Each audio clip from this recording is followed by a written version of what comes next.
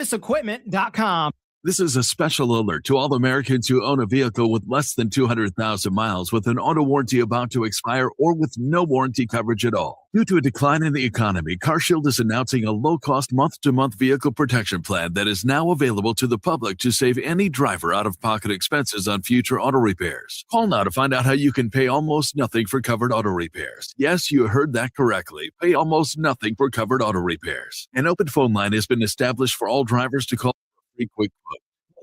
800-216-1635 now. Drivers who are covered will not have to pay for covered repairs again. This protection plan is at an all-time low. Additionally, drivers who activate this vehicle protection today will also receive free roadside assistance, free towing, and car rental options at no additional cost. Call us for your free quick quote today. 800-216-1635. That's 800-216-1635. What do you have to lose? Call 800-216-1635. Again, 800-216-1635. That particular conglomeration of athletes has played since they've been together.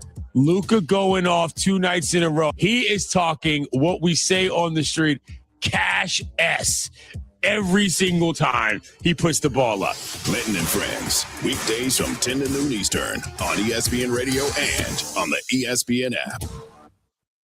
Major League Baseball on ESPN Radio. It's opening day in Los Angeles. Welcome, everyone, to Los Angeles, California, home to the world champion Dodgers. And what a way to start our season. The back-to-back World Series champion LA Dodgers begin their pursuit of a three-peat when they face the Arizona Diamondbacks. And the Dodgers chase the dynasty distinction. The Diamondbacks at the Dodgers. Coverage begins Thursday at 8 Eastern, with first pitch at 8:30 Eastern on ESPN Radio and on the ESPN app. Dayton's radio home for Buckeyes football. 1410 WING. Dayton's ESPN Radio.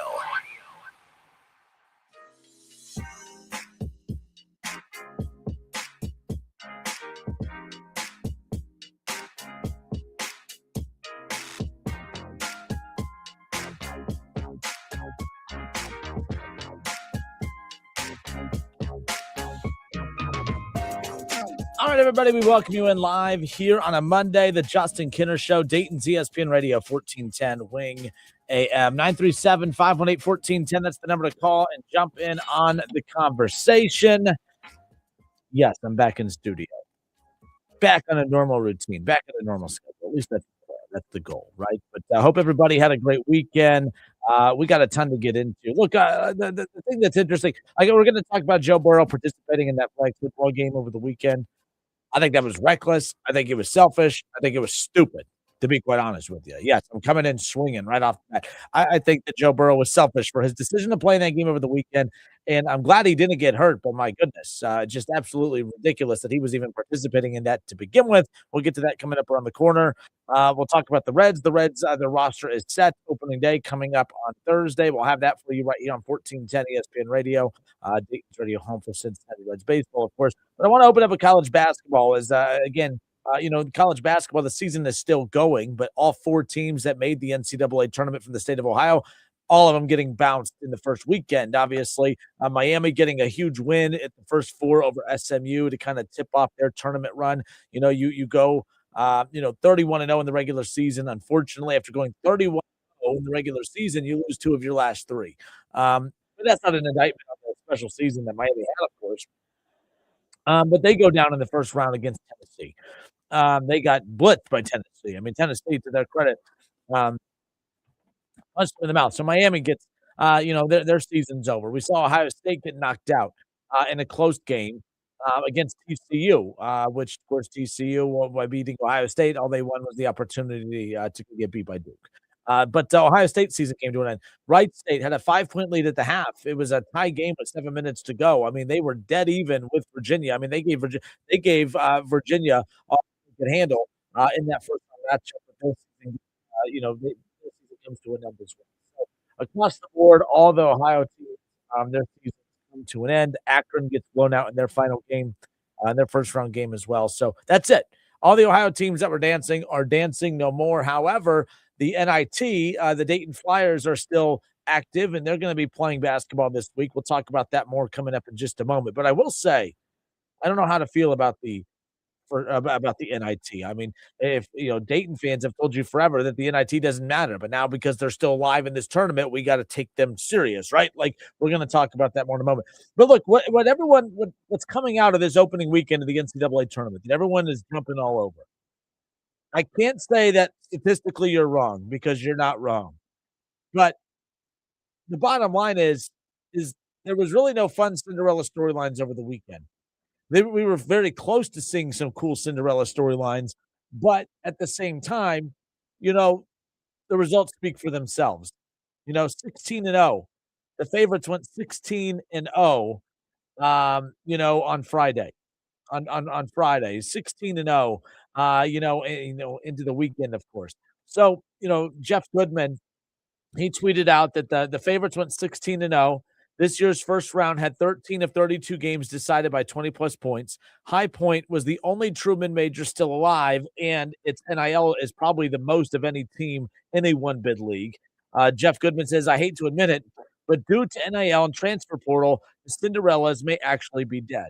I hope he's wrong, and he's not technically wrong based on what we just saw statistically from over the weekend, or I should say results-wise. But, I mean, I'm not really willing to completely close the door on Cinderellas just quite yet, and here's why. And if you're just joining us, by the way, I'm Justin Kinner. It's the Justin Kinner Show, Dayton's ESPN Radio, 1410 Wing AM. I get results matter, and the end results to these games matter, but I don't know. We still saw a lot of competitive mid-major teams over the weekend in the first round. I'm not willing to sit here and act as if that these mid-majors just didn't have a chance over the weekend. I mean, Siena led by in a 16-1. Siena led by 11 at half over Duke. Duke didn't pull away till very late. Siena hung with Duke, right? Michigan was only up by 4. Michigan, came out of the gate, sloppy right off the bat. Howard took it to Michigan. Michigan only led by 4 at the half. Obviously, they pulled away late, but Howard was competitive against Michigan. Kennesaw State and Gonzaga. Gonzaga only won by 9. It wasn't like it was a rout, right? You continue a High Point. They get the win, obviously. And to Jeff Goodman's point, they probably have, of all the one bid conferences out there, they have the highest NIL of all the one bid conferences out there. So I get it. You look at Vanderbilt, they barely beat McNeese. McNeese was right there. They had a chance, late in that game to take care of business. UConn didn't rout Furman. I mean, Furman was right there with UConn as well. It's not like, you know what I mean? So I don't know. I don't know what to make of it. Cal Baptist, all right, they outscored Kansas 42-30 in the second half. Cal Baptist only lost by 8. Santa Clara, they lost in overtime. Santa Clara should have beat Kentucky. So, yes, I get it. 16-0. All right. All the favorites won on that day. 13 of the 32 games were all decided by 20-plus points. And then, the team I didn't even mention, Wright State, had a 5-point lead over 3-seed Virginia at the half. And I've said this before, a lot of times you get those double-digit seeds that are playing close with the high seed like that. The high seed just playing poor basketball. Virginia played very good basketball against Wright State. They shot the lights out of the ball. Right? They also shot lights out of the ball. That Wright State was countering every big shot that Virginia made. Wright State countered with a big shot of their own. So although results have to matter, yes, there was no Cinderella breakthroughs. I'm just not willing to sit there and say that the Cinderella storylines are dead because I saw very competitive double-digit seeds over the weekend. I don't know how you could say that you didn't. If you're just going to box score watch, then fine. But I saw very competitive teams over the weekend as far as I'm concerned. Like, one more time, I'm going up and down this list again. Siena had an 11-point lead over Duke in the 1 versus 16. Duke completed the largest comeback ever in a 16 versus 1. Michigan only up by 4 at the half against Howard, and Howard was competitive. I saw a lot of competitive mid-majors over the weekend. I am not willing to close the door and say that that the Cinderella era is dead in college basketball. Chris, what up, Chris? Chris Collins says first and second round mid majors get the opportunity to expose talent to high majors. It's good for the players, as far as that's concerned. I mean, look, a lot of these mid majors, the problem, especially with the transfer portal era right now and NIL, you're almost a victim of your own success. I mean, Furman will be a victim of their own success. Wright State, I hope I'm wrong, but they're going to be a victim of their own success. You saw players like a TJ Bird, like a Michael Cooper. You saw that young roster just absolutely ball out against a 3-seed in Virginia. And that's great for Wright State because they had a chance to beat Virginia, but they will be punished for that because those Hawks are swarming the body of Wright State right now after being knocked out of the tournament. That's just the reality of it. Glenn Sargent and his staff will be punished for doing a great job. That's the problem. There's a lot of problems with college basketball. But when people say that the Cinderella storylines, that the Cinderella era is dead, I just can't get on board with that. I'm curious your guys' thoughts. 937-518-1410. 937-518-1410. That's the number that you can call or you can text. We are live here in Dayton. It is 3:08 here in the Miami Valley. I'm going to step away for a few moments. But Jeff Goodman tweeted out, as I mentioned, I hate to admit it, but due to NIL and transfer portal, Cinderellas may be dead. I just disagree. I went down the list. I'm counting 1, 2, 3, 4, 5, 6, 7, 8, 9 if you include the Wright State game, which I am. There were 9 competitive double-digit seeds over the weekend that took it to the favorites in all of these matchups. I mean, I don't know. 937-518-1410 is the Cinderella era dead in college basketball. Right.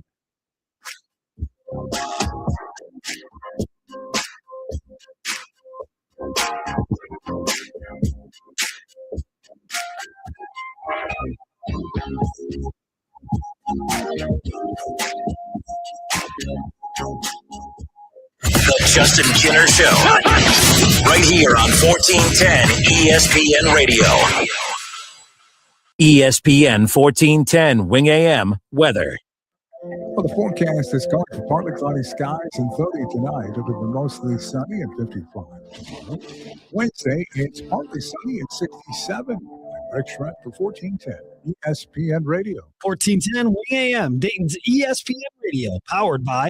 Upgrade to a new quality bath remodel in less time with minimal inconvenience and for less money with Bath Creations in as little as 2 days. We do it right. There are a lot of others boasting about bath remodels these days. Well, Bath Creations' expert craftsmanship and customer service speaks for itself. Plus, all first responders, veterans, and active military will save an additional $500 off your purchase. Visit our beautiful showroom at 8741 North Kimmel Road in Clayton or at mybathcreations.com and upgrade your new bath today. It's game time with Hoops and Hops at Milano's. The hoop action will be hot and the hops will be flowing with our ice-cold all-star beer selection. You got to make Milano's Pizza Subs and Taps your home court for all the tournament games. MilanoSubs.com. The next 30 seconds could save you hundreds on your car insurance. At The Hartford, we're passionate about your protection. If you're 50 or over, AARP Auto Insurance from The Hartford gives you benefits that really matter. And you could save $597 when you switch. How's that for a little peace of mind? Visit trusthartford.com today. The Hartford, your protection is our passion. The Hartford Insurance Group, Inc. pays royalty fees to AARP for the use of its intellectual property. AARP and its affiliates are not insurers. Savings vary. You and your family are safer when strong leaders stand with law enforcement. That's why, as governor, Vivek Ramaswamy will partner with police to uphold our laws, keep dangerous criminals behind bars, and protect your family. Law enforcement knows Vivek has their back. That's why 65 Ohio sheriffs endorsed him, including Sheriff Stephen Levorchek. Safe streets don't just happen. They happen when criminals know tough leaders are in charge. Ohio law enforcement supports Vivek Ramaswamy because Vivek supports us. Vivek will empower police to arrest violent criminals quickly and decisively, putting trained resource officers in every school and restoring law and order statewide, so our families feel secure in our homes and communities. Vivek Ramaswamy backs the blue, so we've got his back for governor all the way. Lower costs, bigger paychecks, better schools. Vivek Ramaswamy for governor. Paid for by Vivek Ramaswamy and Rob McCauley for Ohio. Turn your tax refund into a new roof with Menards. Make this the year you check that project off the list. Atlas Roofing provides the best value in architectural shingles. Atlas shingles feature a limited lifetime warranty and wind resistance up to 130 miles per hour. Plus, their super wide design saves on installation time. Visit us in store or on Menards.com and get a free estimate fast on your shingle project with our easy to use design program. Save big money at Menards. The Justin Kinner Show. Right here on 1410 ESPN Radio. Now, back to the Justin Kinner Show. Right here on ESPN Dayton, 1410 Wing AM. All right, everybody, welcome back. Justin Kinner with you here at 312 here in the Miami Valley. Happy Monday. Hope everyone had a good weekend. The first and second round of the NCAA tournament is officially come and gone. You know, we wait all year for Selection Sunday. We wait all year for Conference Tournament Week, of course. We wait all year for Selection Sunday, and then all of a sudden, boom, snap of a finger. Here we are. Sweet 16 is set. And of course, what everyone's talking about is the Sweet 16 is set. There's really no fun mid-major storylines. There's no Cinderella storylines. Jeff Goodman, with Field of 68, had tweeted out over the weekend that, I hate to admit it, but due to NIL and transfer portal, Cinderellas may be dead. He talked about High Point being the only true mid-major still alive, and they're still alive because their NIL is probably the most of any team in any one bid conference out there. And yes, that's very much so true. I'm not willing to close the door yet on the Cinderella storyline and element when it comes to the NCAA tournament. And I also, what I fear is so many people talk about, okay, well, the Cinderella element, that's horrible for college basketball if that era is dead and gone. And there's a chance it could be. I'm not willing to say that yet. But the only way that there'll ever be pressure in the college landscape to reverse track to get it back to where we can get back to that is if ratings just absolutely plummet. And there was a lot of record viewership over the weekend in the first and second rounds of this NCAA tournament. And the reason that I still think ratings were high is also the same reason why I disagree with anyone that thinks that they know for sure that the Cinderella era is dead and gone. I looked at this over the weekend. I get it. The results weren't there. Final results have to matter. Siena led Duke 42-30. Siena led Duke. Siena a 16 seed. Duke a 1 seed. Siena led Duke 43-32 at the half. Siena loses to Duke by 2 possessions, 71-65 in a 16 versus 1.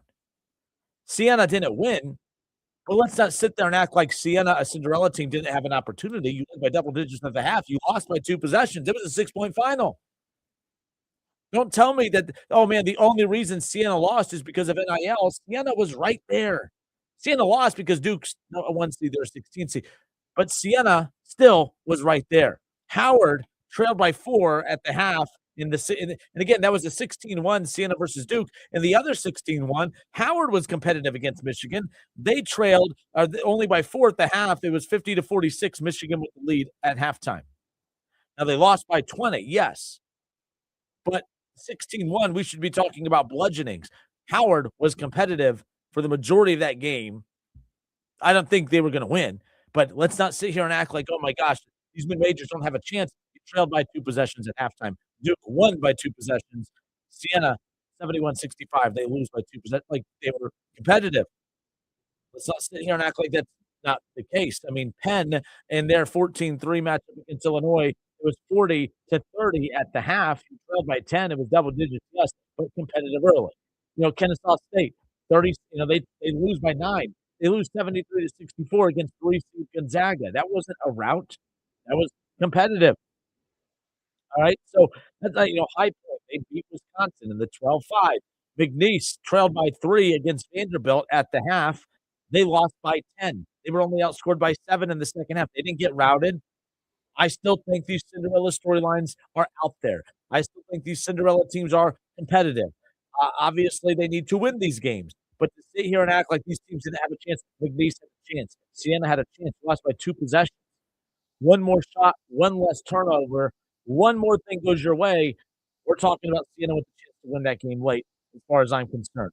Continuing to go down this list, when you look at the competitive weekend that was, you look at the Friday games. All right, you look at the Friday games. You start going up and down that list. All right, there were some blowouts. Yes, no doubt about it. But how about UConn, the 2 seed against 15 seed Furman? UConn was up 40-36 at the half.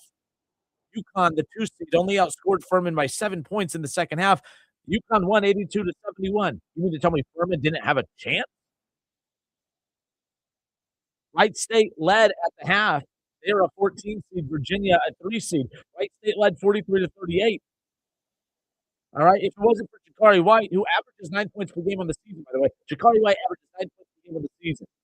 He had 2 career high games against Dayton earlier in the year when they won 86-72. And then, of course, he went off for 26 points against Wright State in their 82-73 win. That game was tied with 7 minutes to go. They pulled away. I mean, it was a double-digit win, yes, or a 9-point win or whatever it was, yes. That game was close until the final minutes of that game. Wright State had a chance to win that game. They went punch for punch, blow for blow with the 3 seed. Don't tell me that Cinderellas are dead. I know results have to matter, but to sit there and say that we'll never see Cinderellas again, you're acting like every single game was like what we saw Florida and Prairie View A&M. Florida dismantled Prairie View A&M, 114-55. Arizona beat Long Island University 92-58. Iowa State punched Tennessee State in the mouth, 108-74. Purdue beat Queens University, 104-71. You guys are acting like every single mid-major double-digit game like that was the result. That was not the case. That was not the case. Alabama, a 4 seed, only led by 2 at the half against Hofstra and trailed for most of that first half against Hofstra. They were up 37-35 at the half. All right, one more time. California Baptist, my goodness. All right, they come back. They outscore Kansas in the second half 42-30. They lose 68-60. Stop acting like these teams just got bludgeoned. Santa Clara, I mean, what a brutal way to lose to Kentucky, but they had the chance to beat Kentucky. It was big-time shot making at the end. These double-digit seeds, these upset opportunities, they're there. I don't think that's going anywhere. I don't think that the Cinderella storyline is dead. I still think that that exists as far as I'm concerned. I'm Justin Kinner. It's the Justin Kinner Show, 1410 ESPN Radio. Coming up around the corner, we'll talk about, my thoughts on Joe Burrow participating in that meaningless flag football game over the weekend. What the hell is he doing? Had a huge problem with that. I actually was surprised about how many Bengals fans agreed with me. We'll get to that coming up around the corner as well. I do want to talk about Wright State real quick. I want to give them a shout out. I appreciate them, extending the invite for me to travel with them and be a part of the experience of the NCAA tournament. I've been to tournament games before. I've never traveled with the team before. And I appreciate, from the athletics department to the coaching staff, to everyone around, beyond appreciative of that opportunity. And, when you go to those games, I kept telling everybody that, Wright State, if you lose, you're supposed to lose. They're the 14th seed. They're the 3 seed. But if they don't lose, then, that's what makes that tournament the best tournament in all of sports. And that was one heck of a game. I mean, the atmosphere at that game was phenomenal. Virginia's backs were against the ropes. The reason that people were asking, man, Kenner, I can't believe you were actually cheering on Tennessee against Miami. I want you guys to know a little something. Wright State and Virginia in a close game, okay? I see a sea of orange, a wall of orange. There are fans over there, okay? When Virginia would hit a big shot, probably Jakari White, dude averages 9 a game, dropped 26. Still brutal. Still a punch in the gut for me, right? There's a sea of orange fans standing up and cheering. You want to know what was right next to those Virginia fans?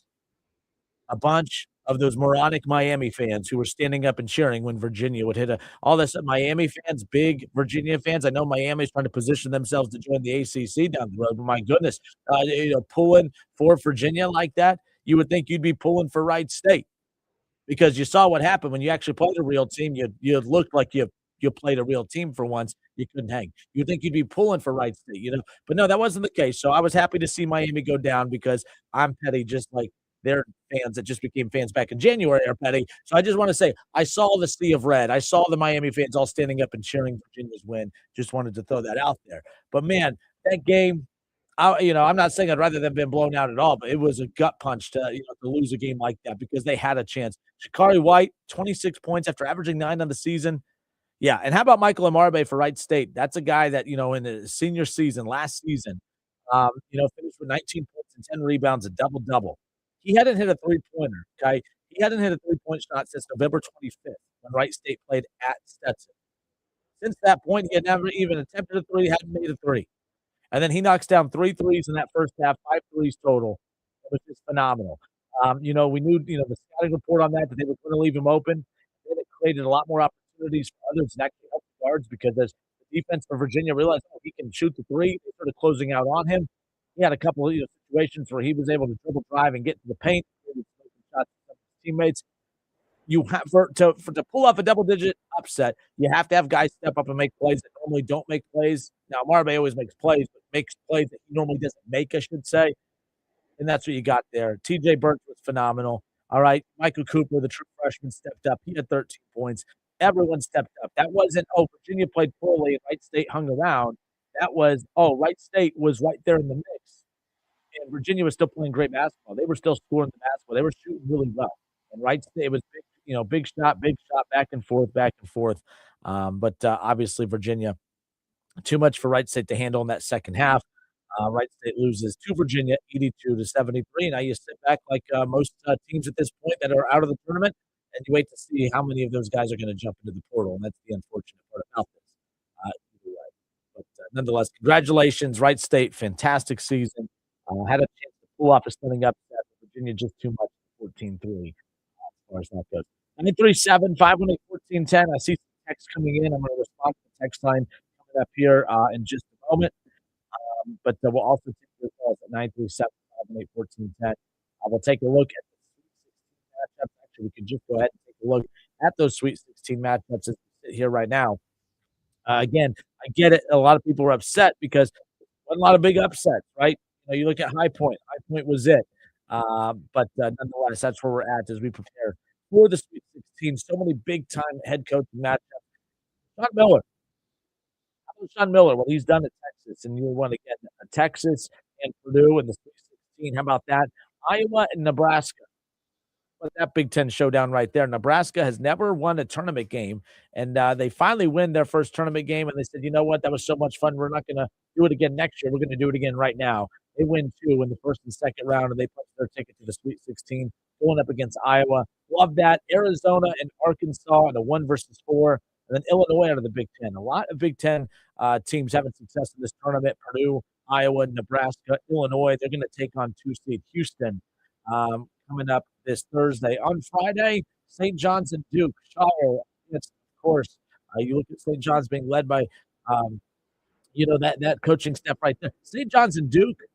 I mean, look at what St. John's is going to do right now, whipping their way through this tournament. St. John's is back. And the fact that they were able to resurrect that program, all right, it's not like they were god-awful, but, I mean, they weren't the St. John's of old.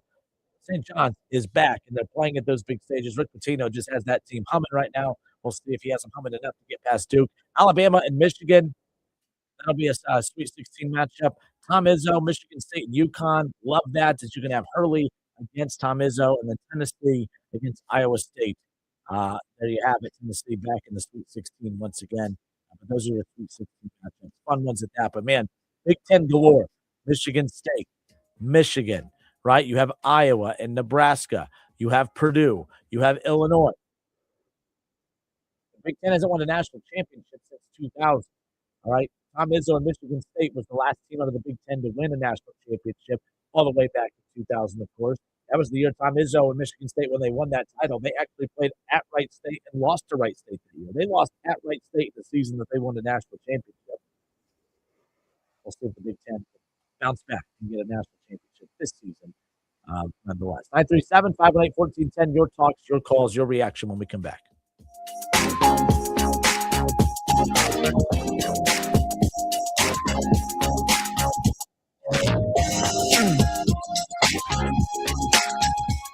The Justin Kinner Show, right here on 1410 ESPN Radio.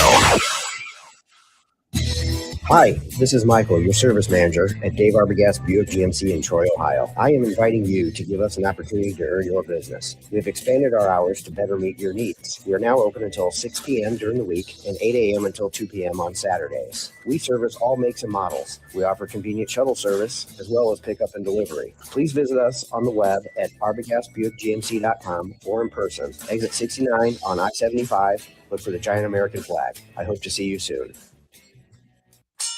Hello, it's John Kozik, founder and president of TurboTrack Realty, and I buy real estate as is, fast for cash. Call me today for an all-cash offer on any of your properties, and we can close within days at 614-470-2000, 614-470-2000. Do you own a property that's outdated and needs thousands of dollars in repair? Great, I'll buy it. Give us a call today for an all-cash offer at 614-470-2000, 614-470-2000. Would it be convenient for you if you could simply take what you wanted and leave the rest behind? Great, I'll buy it. I buy vacant properties, inherited homes, divorce situations, death in the family, apartment buildings, commercial properties. I even buy my tenants won't pay me the rent houses. Visit us today at turbotrackrealty.com or give us a call and speak with one of our friendly staff members at 614-470-2000, 614-470-2000. Coming this winter, a deal so epic, so huge, so famous. You'll have to taste it to believe it. The Homestyle Bowl Combo. Affordability strikes back. Starring famous chicken, melty cheese, sweet corn, mashed potatoes, and rich gravy. The Homestyle Bowl Combo with a regular drink. Now playing for just $4.99 at a Lee's Famous Recipe Chicken near you. Famous for a reason. Hey, Cordell Transportation is now hiring experienced Class A CDL drivers, excellent pay, benefits, and a $5,000 sign-on bonus. Apply right now. Online at CordellTransportation.com. Do it right now. Driven to succeed. During Lowe's Pro Savings Days, the job works in your favor. My Lowe's Pro Rewards members buy more and save more on the materials they rely on every day. Get up to 25% off select molding when you spend $1,000 or more, and up to 25% off Pergo Evercraft laminate flooring. Put Pro Savings Days to work for you. Members get more at Lowe's. Valid through 3/27. Selection varies by location. While supplies last. Loyalty program subject to terms and conditions. Visit the Pro Desk or Lowe's.com/terms for more details. Subject to change. Did you know about 1 in 3 people with plaque psoriasis may also develop psoriatic arthritis, which causes joint pain, stiffness, and swelling? Does this sound like you? Listen to what it sounds like to be a million miles away. Tremfya guselkumab, taken by injection, is a prescription medicine for adults with moderate to severe plaque psoriasis who may benefit from taking injections or pills or phototherapy, and for adults with active psoriatic arthritis. Serious allergic reactions and increased risk of infections and liver problems may occur. Before treatment, your doctor should check you for infections and tuberculosis. Tell your doctor if you have an infection, flu-like symptoms, or if you need a vaccine. Imagine being a million miles away. Explore what's possible. Ask your doctor about Tremfya. Visit Tremfya.com or call 1-800-526-7736.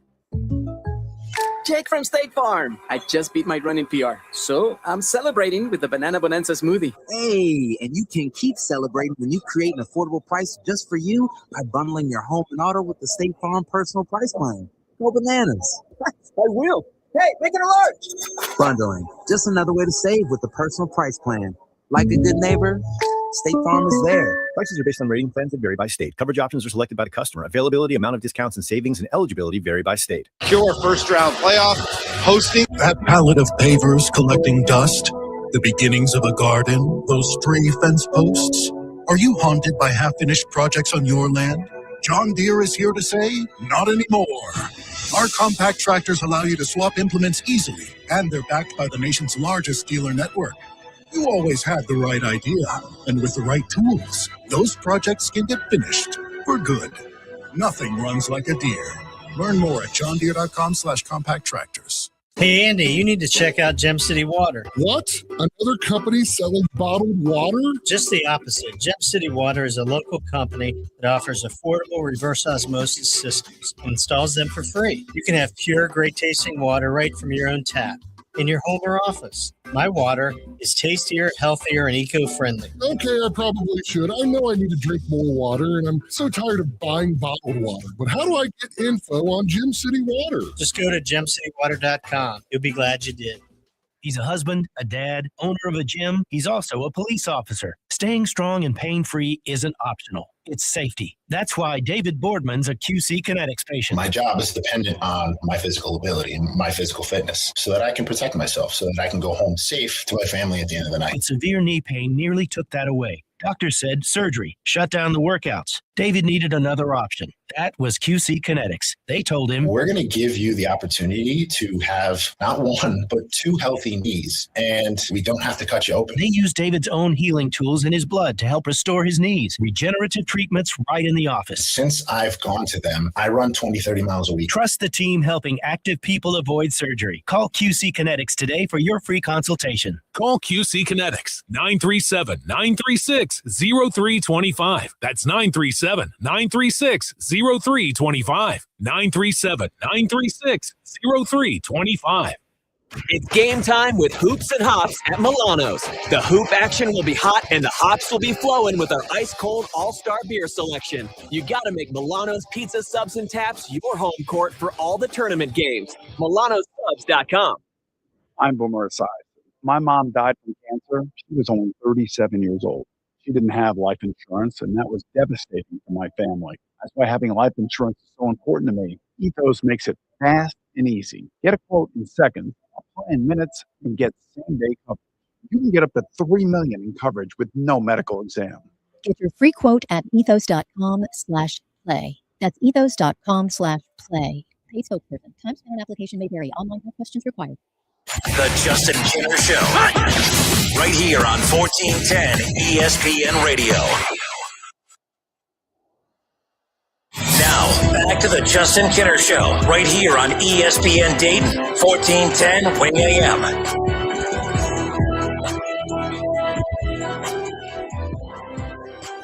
Nine 937-518-1410, the number to call and jump in on the conversation. All right. We opened up college basketball talk, of course. A lot of people making a big deal about, hey, there really wasn't a whole lot of action from some of the mid-majors in the opening weekend of the NCAA tournament in the first and second round. Like, it does seem like it's trending to where we're going to see less and less of these Cinderellas runs. Now, one of two things can happen. I don't think they're going to disappear altogether. I think we're going to see them less frequently. I still wasn't willing to bury the Cinderella era because I still think that there's going to be Cinderella teams. I still think you're going to see upsets. I just believe at this point that, because we saw so many competitive mid-majors over the weekend, that's why I can't close the door and say, we're never going to see Cinderella. I think we're just going to appreciate it even more. When those upsets do happen, I think they're going to mean even more.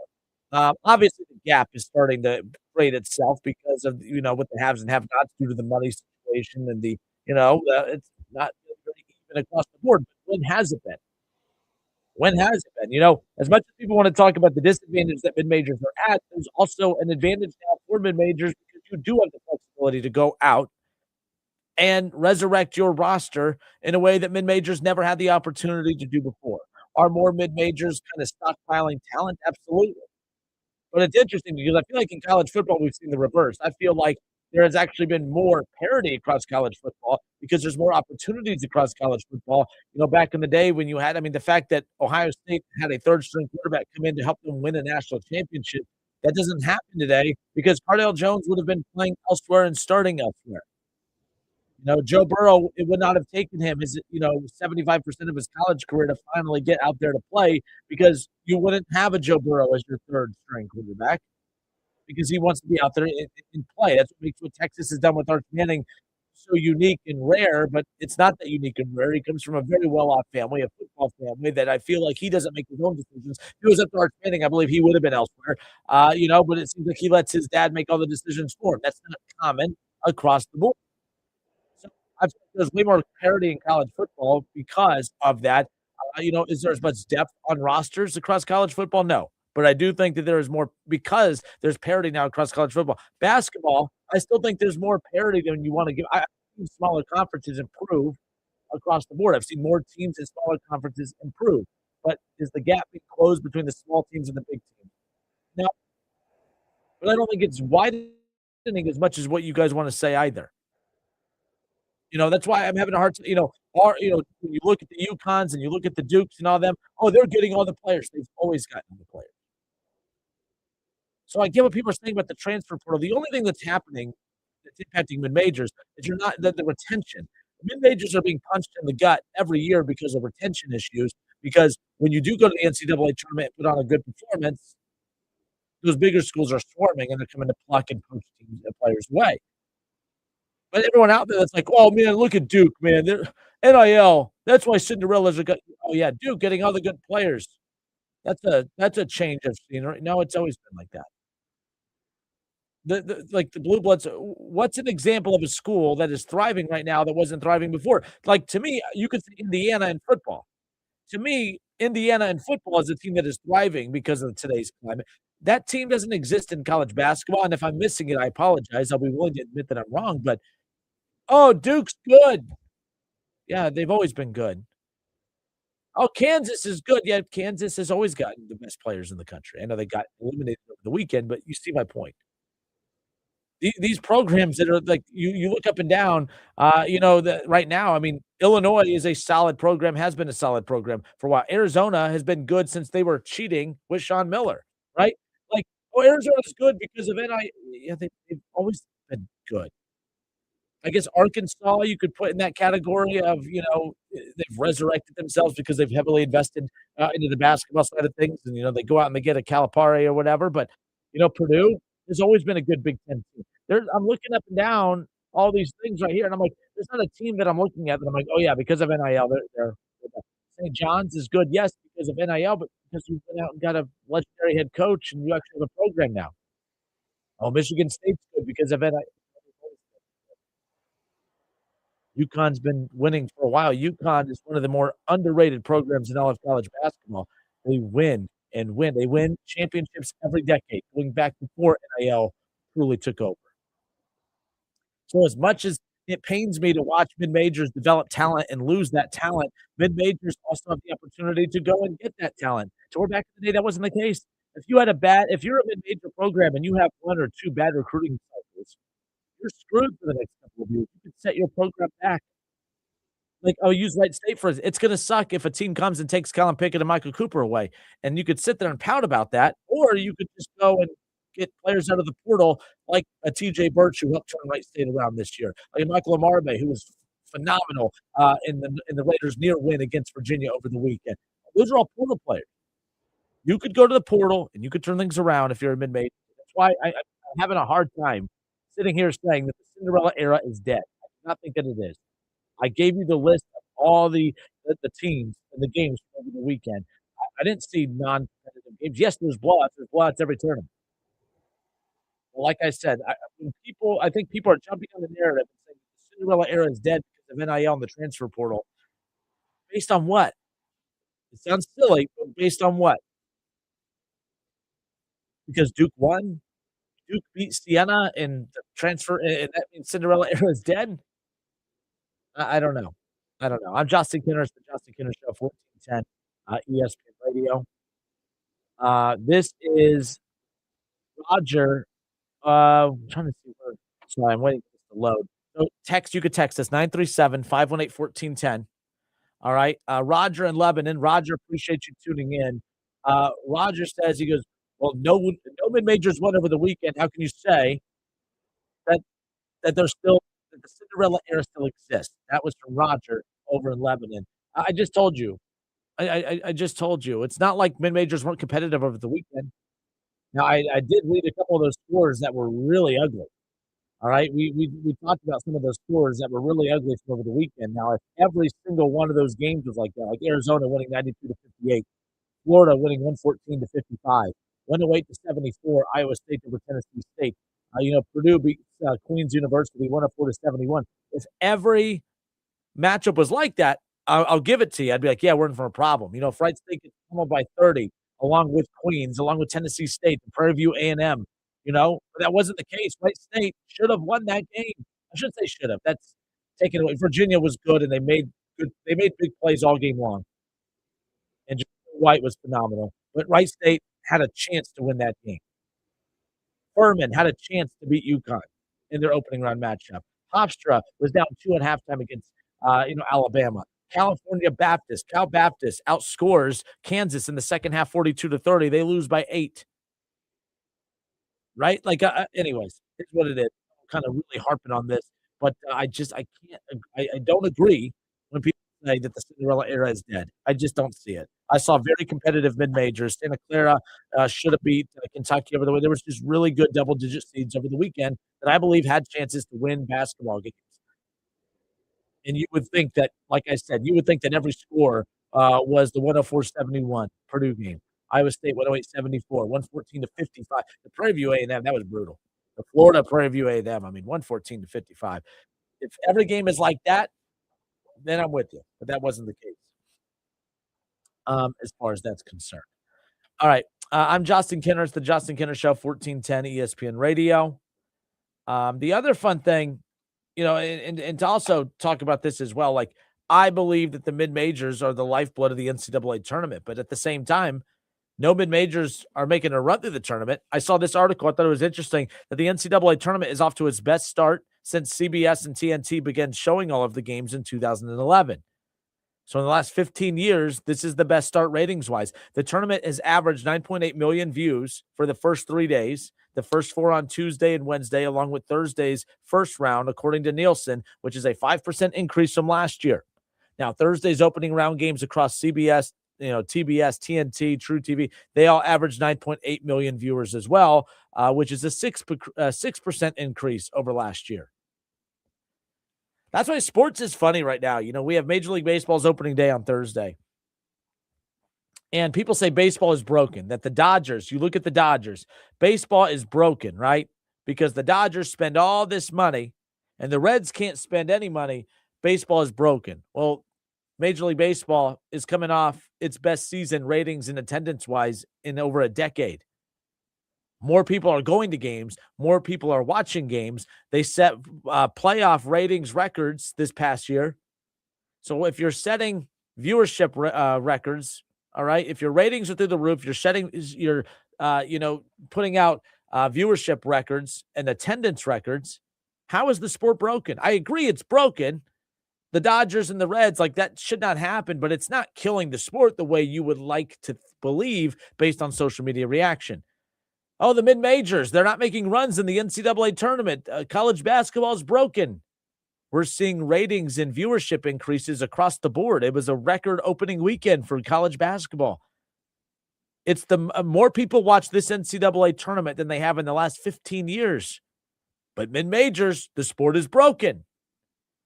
Right? Like that's the crazy thing about it all is it reminds me, college football is broken, man. The transfer portal, just everything, college football, the playoff, everything, playoff ratings bonanza. Every time you try to convince me that a sport is broken, attendance says otherwise. Ratings, viewership say otherwise. I don't know, man. I don't know. I get it. I see the frustration. But all we do is seem to complain about baseball and complain about college basketball. But yet, the ratings and the viewership and the attendance up and up and up. I don't know what to make of it. I'm not saying you're wrong. I'm not saying that it's not broken. But it seems to be working. It seems to be working. All right. We'll step away for a few moments. Let's talk a little Reds when we come back. Reds have their roster set. We're going to talk Bengals to open up hour 2. We got a lot more to get into. It's the Justin Kinner Show, 1410 ESPN Radio.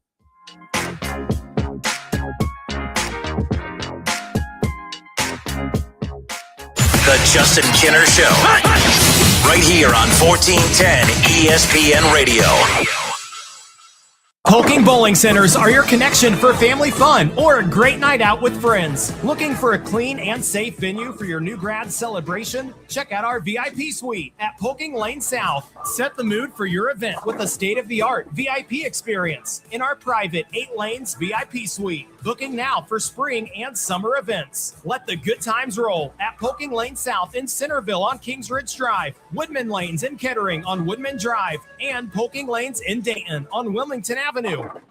Are you ready to tackle this tax season alone? Well, you don't have to. Belmont Business Consultants and Tax Services, with its 30-plus years of experience, is here to help you with business and individual taxes, bookkeeping, and payroll, either in person, drop-off, or through their secure client portal. Belmont Business Consultants in Eaton and Dayton is standing by. Call them in Eaton at 937-472-3300 or in Dayton at 937-252-2217 or on the web at belmontbctxs.com.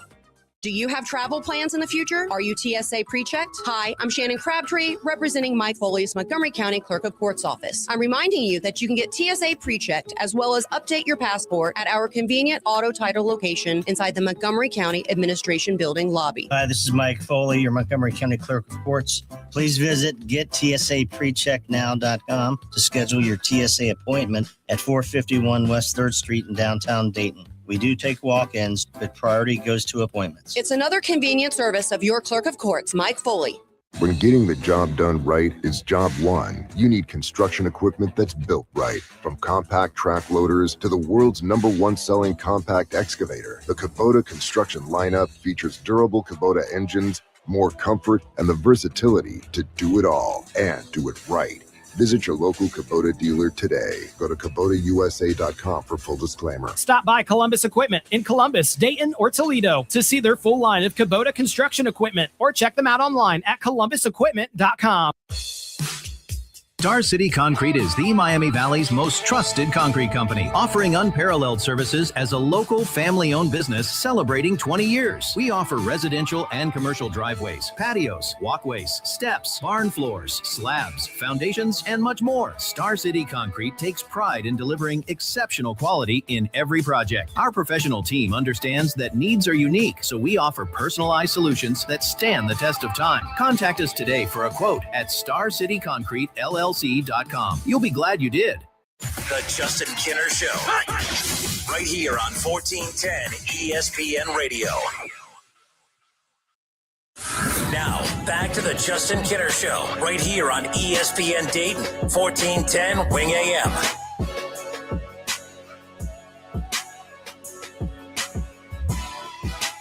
All right, everybody, we are back. I'm Justin Kinner, 937-518-1410.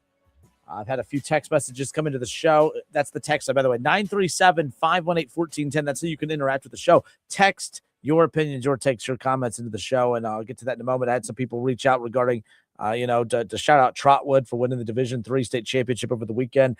I put out on Twitter earlier today that I was like, man, they call it March Madness for a reason. I'm all about the madness. I'm all about basketball. I love basketball. That's why this is a fantastic and phenomenal city to live in. If you love basketball, you got the first four, you got the OHSA state championships for boys and girls basketball. You have the Dayton Flyers, you have the Wright State Raiders. To give you an idea, for me, the last 2 weeks, I've been to Indianapolis for a couple of games with Wright State, working with them for their semifinal and final win to punch their ticket to the NCAA tournament. You had, Selection Sunday. You had the OHSAA girls basketball tournament at UD Arena. You had the first four. All right. Then the boys tournament. And then to go to the NCAA tournament with Wright State, we flew back on Friday night, got back real late Friday night. And then I spent all day Saturday, at UD Arena, and then most of the day yesterday for Divisions 1 and 2.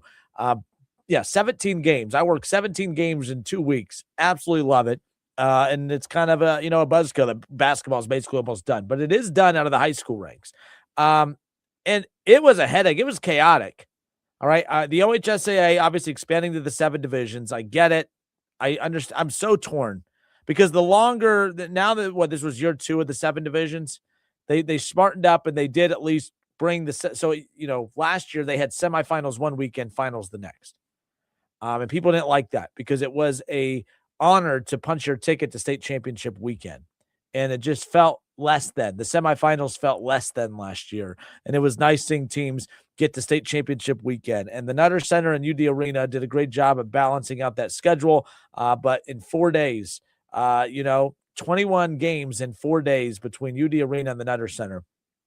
So many moving parts, so many people. You have to fill TV spots, radio spots. You got people running around, doing stats. You got the post-game conferences. You got the TV pre-games. I mean, so many moving parts. Tim Street and his staff did a phenomenal job. But 7 champions crowned out of the boys division over the weekend. Obviously in Division I, Cincinnati Princeton, they beat Hilliard Bradley. They win their first boys basketball state championship. Their girls team, their girls program is really good. Princeton is, but Fairmont, shout out to the girls because Fairmont beat Princeton in the D1 final on the girls side last week. in a stunner. I mean, not a stunner. Both teams are really good. Kettering finished the season undefeated over in Division I on the girls' side, but on the boys' side, Princeton comes out Division I. Massillon, Washington. I thought Divisions 2 and 1 yesterday were boring, to be honest, the finals, but that's just how good Washington was. Massillon, Washington actually came down from 15. They were down 15 and came back and won that dang ball game in Division 2. Princeton took care of business against Hilliard Bradley. How about Trotwood in Division 3 on Friday? I mean, you have on Thursday, you have the game.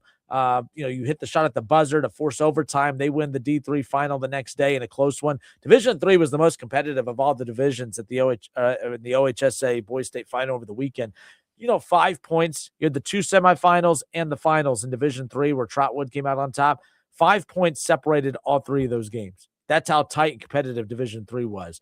It was pretty phenomenal. Out of Cincinnati in Division 4, Cincinnati, Wyoming, the Cowboys came out of Division 4. Lutheran East in Division 5. I mean, my goodness, they ended up beating, I think it was, who was it? See how the teams are running. My brain is like scrambled eggs at this point. Lutheran East beat Columbus Academy, and they blew them out. But Lutheran East becomes the first boys team in the state of Ohio to win 4 straight state championships. Lutheran East, they load up that roster each and every year as far as that goes. Berlin Highland in Division 6. I thought that was the game of the weekend. Berlin Highland and Marion Local. Okay. And Marion Local and Berlin Highland, that game goes into overtime. Big shot after big shot down the stretch. The crowd was phenomenal. Berlin Highland comes out on top in overtime against Marion Local, their best 3-point shooter, their best scorer. He fouls out late, so they couldn't even get a good 3 off with a chance to tie that game late. But Berlin Highland holds off Marion Local. And then this is Division 7, 2 small schools. These are some schools that are from up north where I'm from. I'm from Van Wert, went to Van Wert High School. But Delphus St. John's, they run the table. They have the Elwer kid that was Mr. Basketball runner-up. Sonny Johnson's kid, Marcus Johnson, wins his second Mr. Basketball award over the weekend. It was awarded to him. But Elwer, the kid for St. John's, he was right there at the top of the scoring list in the state of Ohio. He just kept passing big name after big name.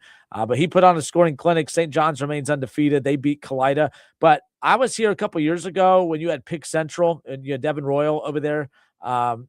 And you had Cups and House, and you had all those guys at Centerville. And I can't remember if it was the final or the semifinals, but it was one of the most attended state tournament games ever since moving back to UD Arena.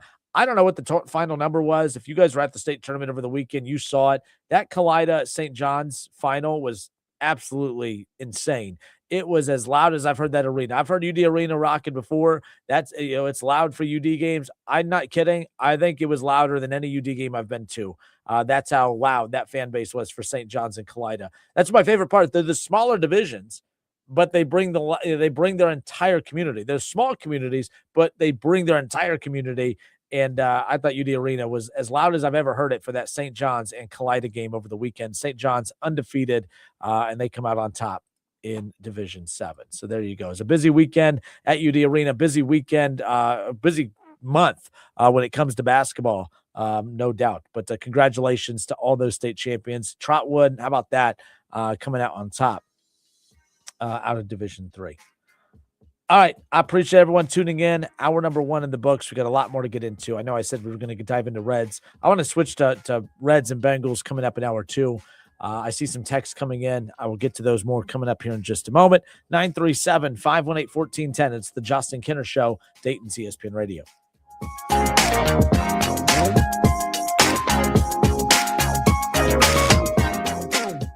The Justin Kinner Show. Right here on 1410 ESPN Radio. Jake from State Farm. I just beat my running PR, so I'm celebrating with the Banana Bonanza smoothie. Hey, and you can keep celebrating when you create an affordable price just for you by bundling your home and auto with the State Farm Personal Price Plan. Go bananas. I will. Hey, make it a large. Bundling, just another way to save with the Personal Price Plan. Like a good neighbor, State Farm is there. Prices are based on rating plans that vary by state. Coverage options are selected by the customer. Availability, amount of discounts and savings, and eligibility vary by state. ABS. Does that mean always bring snacks? TPMS. Does that mean tiny potholes make squeaks? AWD. Does that mean all wheels are dancing? No, that's not right. But here's the truth. Carol Wirtz Tire knows the real meanings and will keep your car safe without all the jargon. Carol Wirtz Tire. tires, service, and tire values you can count on. Find us online at c-wtire.com or talk to a real human at 937-461-5441. Cordell Transportation is looking for more weekend warriors. If you have a Class A CDL and would like to make some extra money casually driving weekend daytime routes, then Cordell Transportation is looking for you. Home daily, all loads round trip, no touch freight, and competitive pay. Full-time routes could become available if you're interested. Drive weekends at Cordell Transportation. Apply at CordellTransportation.com or call Ron at 937-277-7271. Cordell Transportation, driven to succeed. Raise your hand if you're excited about feeling older faster than you should. No takers? Yeah, didn't think so. Ongoing pain makes you feel older than you are. But here's the good news. QC Kinetic patients here in Dayton are getting relief, feeling younger, jumping back into life full speed, and it didn't happen in an operating room. The QC Kinetic medical professionals use the latest regenerative treatments backed by real science, treatments that take the tiny, powerful healing tools inside your body, concentrate them right where you need relief. That's how Mike is training for a marathon instead of giving up running. Patrick's golf game is on fire again. Kathy walked around Disney with her grandkids. No pain. All real QC Kinetic patients. The sooner you start treatment, the sooner inflammation eases and the sooner joint damage slows down. Because no one signs up for feeling older faster. Find out if you're a candidate for QC Kinetic regenerative treatments. Your visit and consultation is free.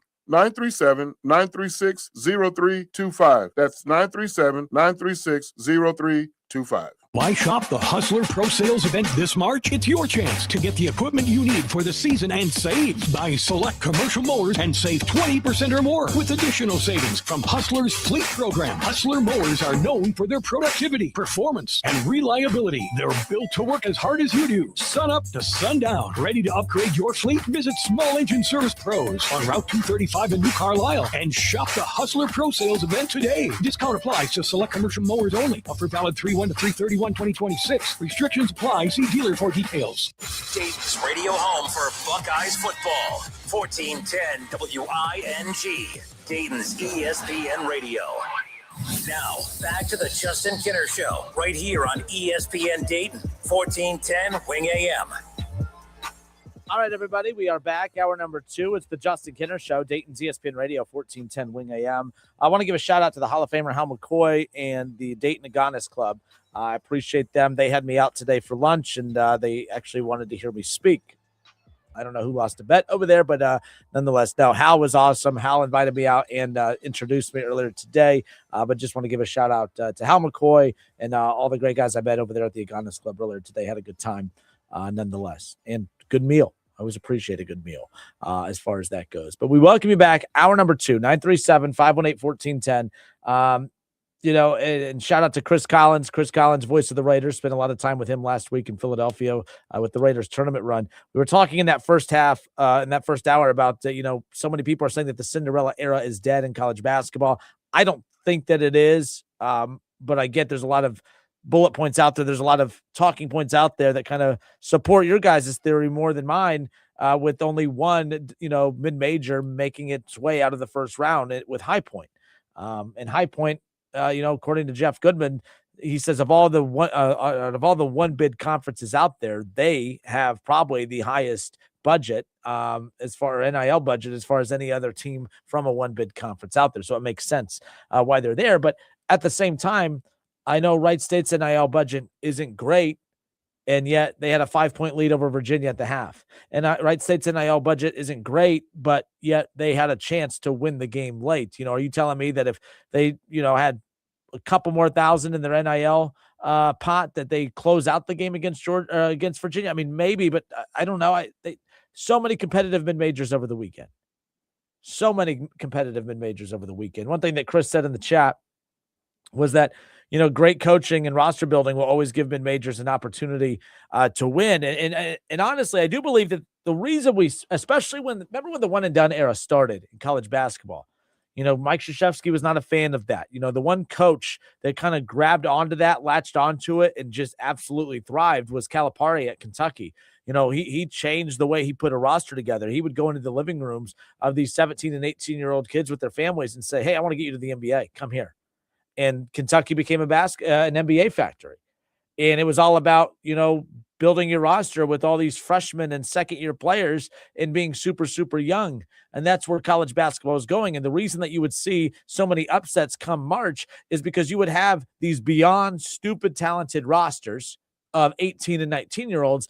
And then they would be going up against these double-digit seed mid-major teams who are made up of juniors and seniors who have played together for years and have that chemistry, and they played the basketball. I'm not going to say the right way as if they weren't playing the wrong way or whatever, but you know what I mean? You would just have that cohesion. You would have that familiarity. You would have that team chemistry, and that mattered. Veteran leadership mattered in March, and that's why you would see a lot more of those upsets happen against these teams.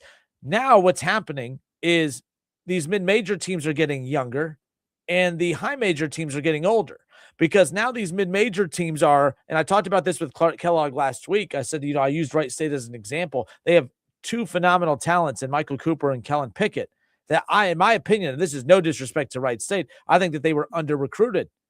And I think that they were under-recruited because the bigger schools are not swimming in the high school waters anymore. And so now these mid-major teams are getting younger because they're getting more talent, more talented high school pieces coming in that are more ready to play. And then you have the high major programs who are just plucking players out of the portal. So now Wright State's putting in the work. Clint Sargent and his staff, they're going to get screwed because they're going to develop Michael Cooper. They're going to develop Kellen Pickett. And then the bigger schools will come in and pluck them away. And now they're ready to play college basketball because of the work that Wright State and these smaller schools did. So now it's a never-ending cycle. You have the high major teams who are older and more experienced, and the mid-major teams who are younger and not as experienced. And I think that's playing a role in why we're starting to see some of the gaps be created as well. But yeah, that's why back in the day you would see so many upsets, because the mid-major teams, they were true programs and teams. They weren't losing guys to the NBA. You come there, you develop there, you graduate there, you'd stick around your full run, and we're seeing less and less of that. But high majors becoming older and more experienced, that plays a role in this as well. But nonetheless. All right, I'm Justin Kinner. It's the Justin Kinner Show. So I tweeted this out not really tweeted it out, but I observed this over the weekend. Can someone explain to me what in the blue hell Joe Burrow was doing over the weekend? Bengals fans, I need you to help me out. And to your credit, Bengals fans, a lot of you agreed with me over the weekend, so I appreciate that. This doesn't have to be a me versus Bengals fans type of thing here. But my guy Zimmy, my guy Zim Houday on social media, you all know Zim, all right? I love his passion. You can't beat his passion. We butt heads because he's the biggest Bengal homer in the world, and I'm not. So, we butt heads. But he put out this tweet yesterday that said a total of 21 former and current NFL players participated in a flag football game yesterday, but only Joe Burrow has every clip posted of him projecting him with an injury. No one else was in harm's way, just Joe. Now, Zim, I know you're a smart individual. I know that you can truly comprehend why that's the case. Your quarterback pulls a hamstring sneezing. Your quarterback always seems to have something wrong. Your quarterback is always hurt. You have an injury-prone quarterback that I think what we will all agree on, he's the most talented quarterback in the NFL when he's healthy, in my opinion. Love Patrick Mahomes. I think I'm willing to say that Joe Burrow is the most talented quarterback in the NFL, but we've never been able to truly enjoy all of it because, well, he's always hurt. He's either struggling for a chunk of a season because he's, bouncing back from an injury that he suffered the year before, or he's battling an injury. So he may be playing, but he's still struggling because he's fighting an injury, or he's just out altogether. Whether it's an appendectomy, whether it's a pinky, whether it's a wrist, whether it's a leg, always seems to be something that he is fighting, that he is battling, that he is trying to overcome. And what I have a problem with all of this is that Joe Burrow is putting all this pressure, all right, all this pressure on the front office, right? The front office needs to go all in. I find Joe Burrow to be very, very selfish. I find his actions over the weekend to be very selfish. Now, luckily, he did not get hurt. But why? Why in the world would Joe Burrow be playing in this meaningless, pointless, and I'm just going to say it, stupid flag football game? I mean, the biggest headline, can you imagine? And Joe Burrow, by the way, was taking hits. Joe Burrow was hitting the ground on more than one occasion. It doesn't take much for your golden boy, Joe Burrow, to get hurt. Why was he participating in this flag football game? And for some Bengals fans, I applaud you because some of you said you agreed and were not a fan of him participating in that at all. And for the ones who are saying, oh, Kinner, you're making something out of nothing. Am I? This guy gets hurt sneezing. What are you talking about? Why would you not be frustrated? Why would he be risking, you're putting all the pressure on the Bengals to have a home run offseason. What if the Bengals knock it out of the park and just kill it in the draft this year? But Joe Burrow, because he's selfish, because he wanted to go, play flag football in the offseason and has a major injury and is not ready to go to start the season. And now what? We're going to do that thing where we blame Zach Taylor for Joe Burrow not being ready to go to start a season like every single season? Like, what are we doing here? Don't be mad at me. You should be mad at him. I don't know why y'all have this weird cult-like love affair with Joe Burrow to act like the guy doesn't do anything, that never does anything wrong. I think it was a slap in the face to the organization and to Bengals fans to be participating in that stupid, meaningless flag football game. Can anyone tell me why he was participating in that? Can you please explain to me? And to prove that I'm fair here, okay? And I am fair on this. You may not like it, but I am fair here. When Myles Garrett participated in the NBA All-Star Celebrity Game years ago when it was in Cleveland, I hated that. When the clips in the offseason came out of him, participating in dunk contests and running up and down, playing meaningless pickup basketball games, like I get it that these guys don't just sit there and bubble wrap in the offseason. They get out there and they want to have fun too. But I get it. But can you imagine what would happen? Like how devastating that would be to an organization like Cleveland if Myles Garrett is out for half the season because he broke a leg playing a celebrity all-star, basketball game. There are so many jobs on the line in Cincinnati this upcoming season. They have to make sure it's a perfect offseason. And Joe Burrow's out there playing meaningless, stupid flag football games, and he's diving all over the place, taking hits. I'm sorry, guys. I don't think I'm being unfair here, nonetheless. But either way, that's kind of where I'm at as far as I'm concerned. But let's go to the social media or to the text and the stream. So Chad, what up, Chad? Chad says, what did he do? I just told you I thought the flag football game was a selfish decision on his end. I do not think that he should have been participating in that one bit. And, in Cincinnati, like, were they aware that he was going to participate? Were they aware that he was going to play in this meaningless flag football game? That's what I'm curious about. And does anyone have the guts to tell him no? Because that's the other thing. Even if the front office knew that he was going to be playing in this meaningless flag football game, no one there knows how to tell Joe Burrow no, which is why, in my opinion, that they are in this situation to begin with, because I do believe that the front office should have said, Joe Burrow, I know you want to play with Jamar Chase and T. Higgins. We're going to give you Jamar Chase, but we can't give you T. Higgins. We got to use that $30 million to be able to invest into the defense so that you're not sitting at home come playoff time. But because no one had the guts to tell Joe Burrow no, he was at home watching the playoffs come playoff time. And because no one had the guts to tell Joe Burrow no, stop being an idiot and participating in this meaningless flag football game. Have I mentioned how meaningless this flag football game is, by the way? Why is he out there participating in it when he is soft and always injured? The team has missed the playoffs for 3 straight years, not because Joe Burrow isn't good. It's because he's not consistently readily available. 2 of the last 3 years, they have missed the playoffs because of his injuries. They missed the playoffs 2 years ago because they had a horrifically bad defense, which also plays a role with Joe Burrow because of him more so wanting 2 number 1 wide receivers as opposed to wanting a linebacker. But that's besides the point. All right, I'm Justin Kinner. It's the Justin Kinner Show. The phone lines are open. Do you have a problem with Joe Burrow participating in that flag football game over the weekend? You can also, we're live on the Justin Kinner Show Facebook page, live on the Justin Kinner Show YouTube channel. Let me know in the chat. I think it was very selfish of Joe Burrow to participate in that flag football game. We can't be sitting here and saying Duke Tobin has to be perfect with his decision-making in the draft and free agency. We can't sit here and say Zach Taylor better be perfect this year with his play calling and decision-making in the offseason. We can't be sitting here and putting all this pressure on everyone else, all while watching a guy that is consistently unavailable out there screwing around in a meaningless flag football game. I'm not wrong on this, and I'm not going to back down. 937-518-1410. We'll be right back.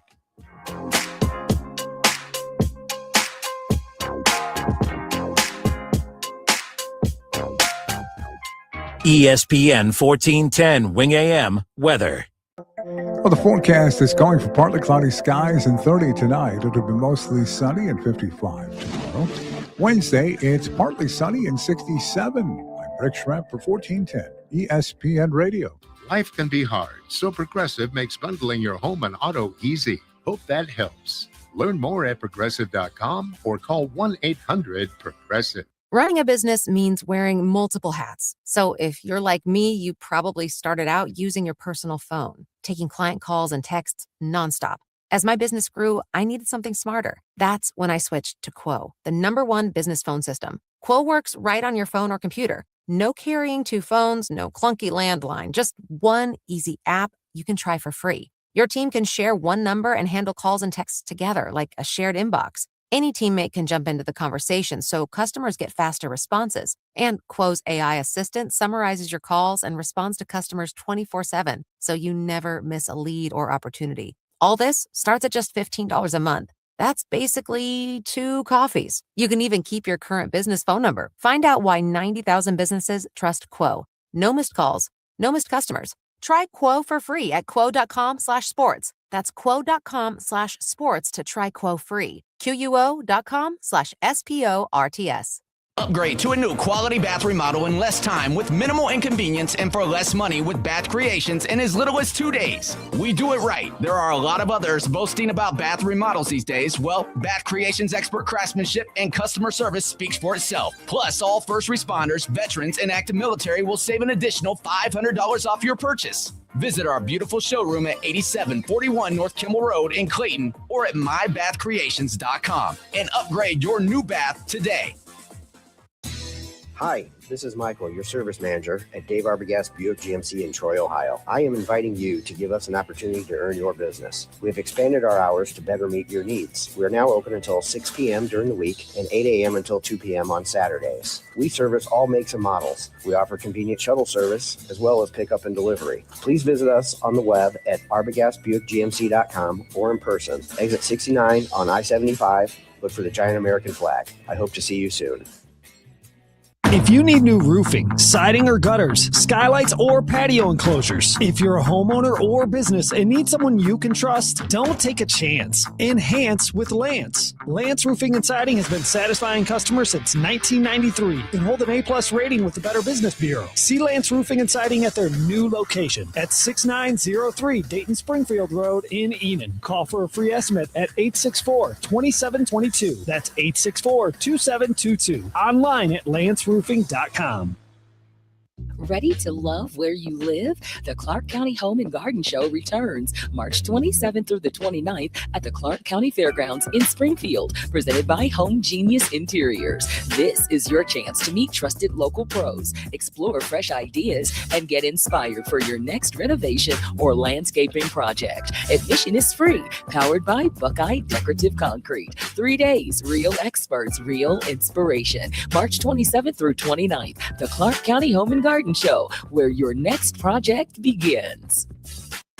Gem City Water, we're a local veteran-owned company that offers affordable reverse osmosis systems and installs them for free. Our water is tastier, healthier, and eco-friendlier. Visit gemcitywater.com for more info. Confidence is knowing you're ready to handle whatever comes your way. That's what it feels like to take on your workday with Cintas. They make sure your AEDs are up to date, your fire extinguishers are tested and inspected, your floor mats are cleaned and delivered, and your workwear looks good, feels good, and is freshly laundered with the Cintas Apparel Plus program. So are you ready to take on today? Visit Cintas.com and get ready for the workday. A small business affirmation from Progressive. Food truck owners, today business will be booming. People will love your new menu and not make special orders. You will not roll your eyes when someone calls it a quesadilla. You will also switch to Progressive to get 30 customizable coverage options and restore your inner peace. See if you can save in as little as 8 minutes at progressivecommercial.com.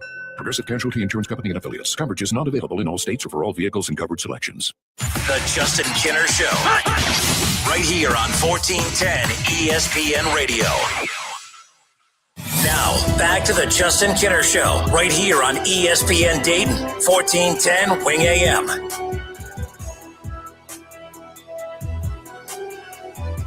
All right, welcome back. 416 here in the Miami Valley. I'm Justin Kinner. 937-518-1410, the number to call and jump in on the conversation. You can also text the show as well. That I don't really understand what happened over the weekend with that the flag football game. We know that flag football is going to be, with the Olympics, not too far off in the distance, and Joe Burrow making it be known that he would love to play. I hope that the Bengals say no. And I'm being a hypocrite here because I got upset with the Cincinnati Reds for not allowing Ellie De La Cruz to participate in the WBC. But no, I lied. I'm not a hypocrite. Here's why. Because my reasoning is the same. I got mad at the Reds for not allowing Ellie De La Cruz to participate in the World Baseball Classic because I don't believe that the Reds have any intentions of investing into Ellie De La Cruz. We know that the Reds are not going to be able to afford Ellie De La Cruz, which means it's not like they can go to him and say, hey, we're really working on this, 10, 12 year, $700 million contract. We would just be more comfortable if while we are in the midst of working this out, we'd appreciate if you just did not participate in the World Baseball Classic. That's why I had a problem with the Reds because they can't afford Ellie De La Cruz, which means if you're not going to invest into him, why should he be cautious for you?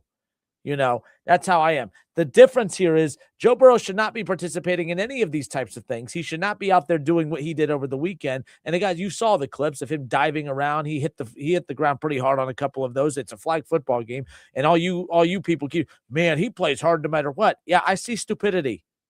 I see a guy that hurts himself sneezing half the time, and he's out there running around and taking big hits in a flag football game with a team that has invested so much into him. It goes beyond just the money that they've given him. It's the way that they've invested into the offense built around him. You look at the money that, and by the way, I'm not, blaming Joe Burrow. Like the team should put offensive line out there, but they've put so much money into that offensive line. They've put $70 million a year into 2 number 1 wide receivers for you because that's what you wanted.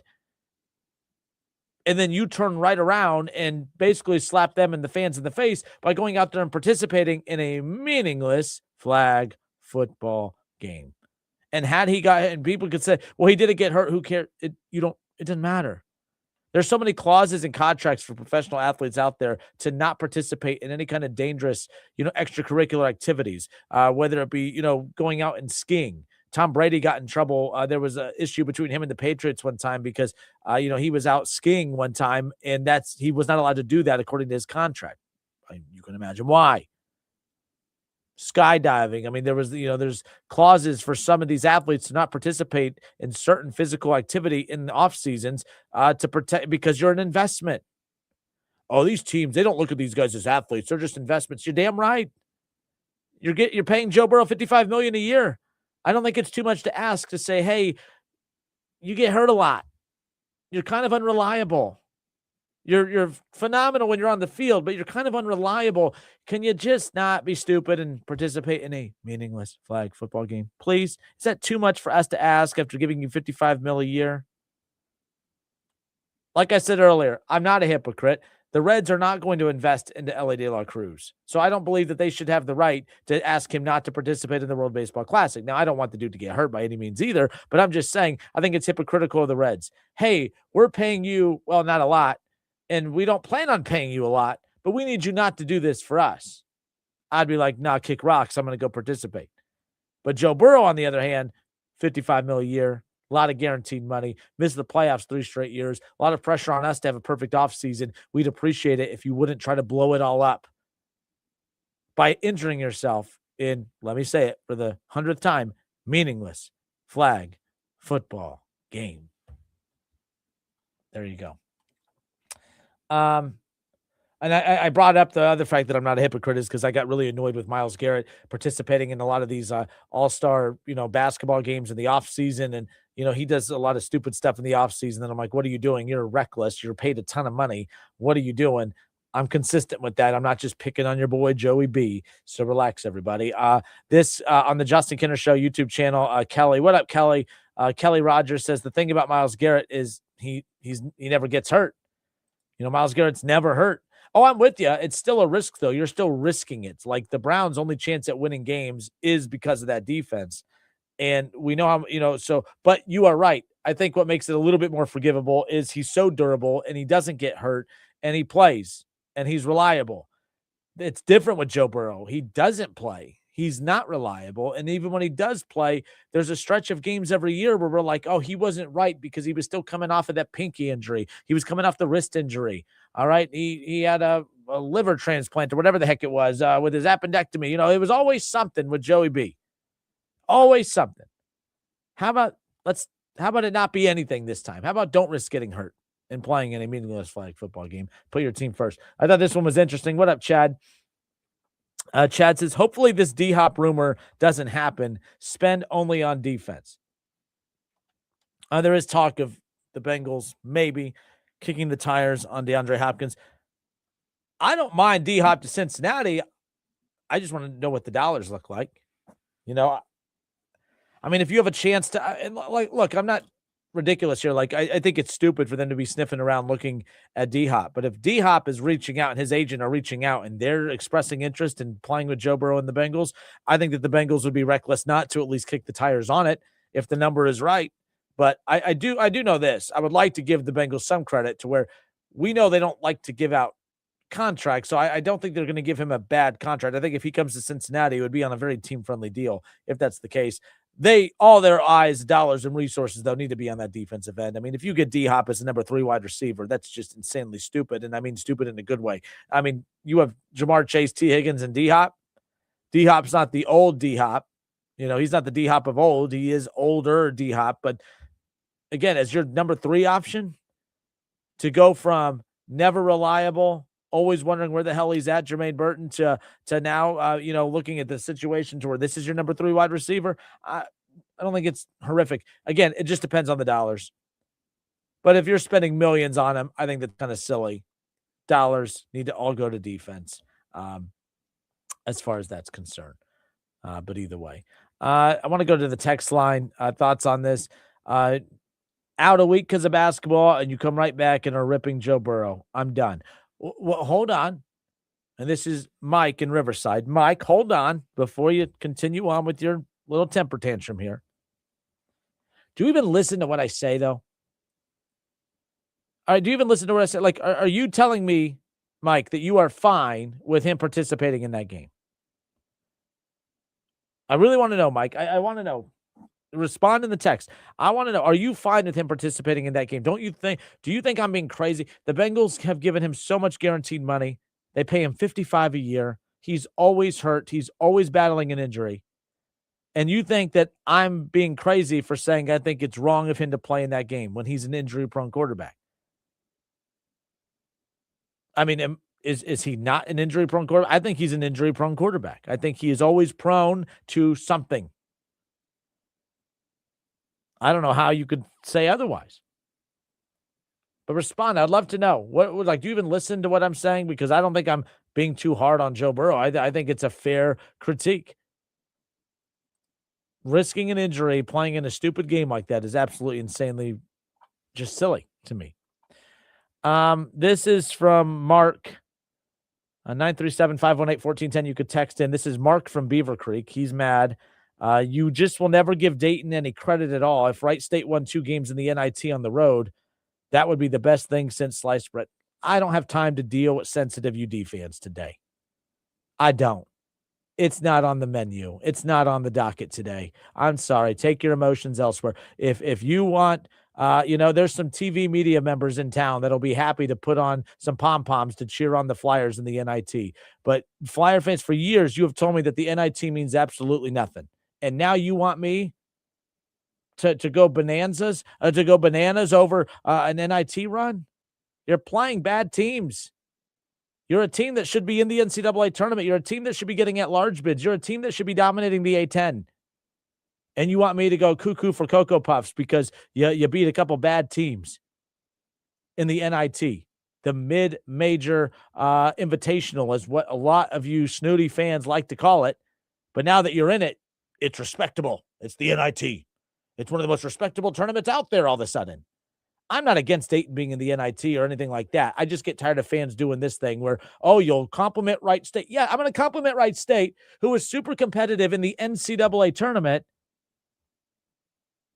who did what they're supposed to. They won their regular season title. They won their conference tournament. They were competitive in their NCAA tournament game. They've been there 3 times in 10 years. Yes, I excuse the heck out of me. Excuse me. Oh, if Wright State won a couple road games in the NIT, yeah, it would be a big deal for Wright State to win some games in the NIT. That would be a big deal for a program like Wright State because Wright State doesn't have an identity crisis that pretends to be something they're not. You, on the other hand, and your team, on the other hand, pretend to be in the Big East. You pretend to be a high major team. You pretend. And then when you come up short of expectations, then you try to hide behind the mid-major umbrella. Of Wright State, and I guarantee you, if Wright State was in the NIT and I was excited about it and talking about it, you would say, hold on, loser. It's just the NIT. No. Not playing that game. I don't have time for your feelings, and you don't have to have time for mine. That's fine. 937-518-1410. Yes, Dayton's in the NIT. They're hosting an NIT game because finally there's no state championship games or first fours or whatever the hell else is going on in the world of basketball, nonetheless. Man, Mark and Beaver Creek. If Wright State won 2 games in the NIT on the road, that would be the best thing since sliced bread. All right, Mark, Dayton won 2 games in the NIT on the road. They're the best thing since sliced bread. There you go. There's my take. We'll be right back.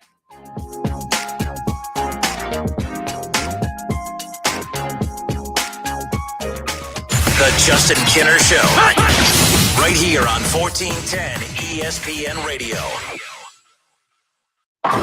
Let the good times roll. Polking Bowling Centers are your connection for family fun or a great time out with friends. Join us this summer for fun adult, youth, mixed, or travel leagues. Polking Bowling Centers have a program just for you. All full Summer League bowlers get a VIB pass and a chance to win cash and prizes. Ask about our Summer Pass where you can bowl for $1 a game. Limited days and times. And don't forget to ask about Kids Bowl free. Let the good times roll at Polking Lanes, Dayton, Polking Woodman Lanes, Kettering, and Polking Lanes South in Centerville. Spring is just around the corner, and big savings are in full bloom at Menards. Visit Menards Garden Center for everything you need to get your garden growing. Choose from hundreds of beautiful, colorful flowers, lush trees and shrubs, and everything in between. Menards Garden Center is back in bloom. Stop in today to get your garden on. Check out fresh deals happening now at Menards. Save big money at Menards.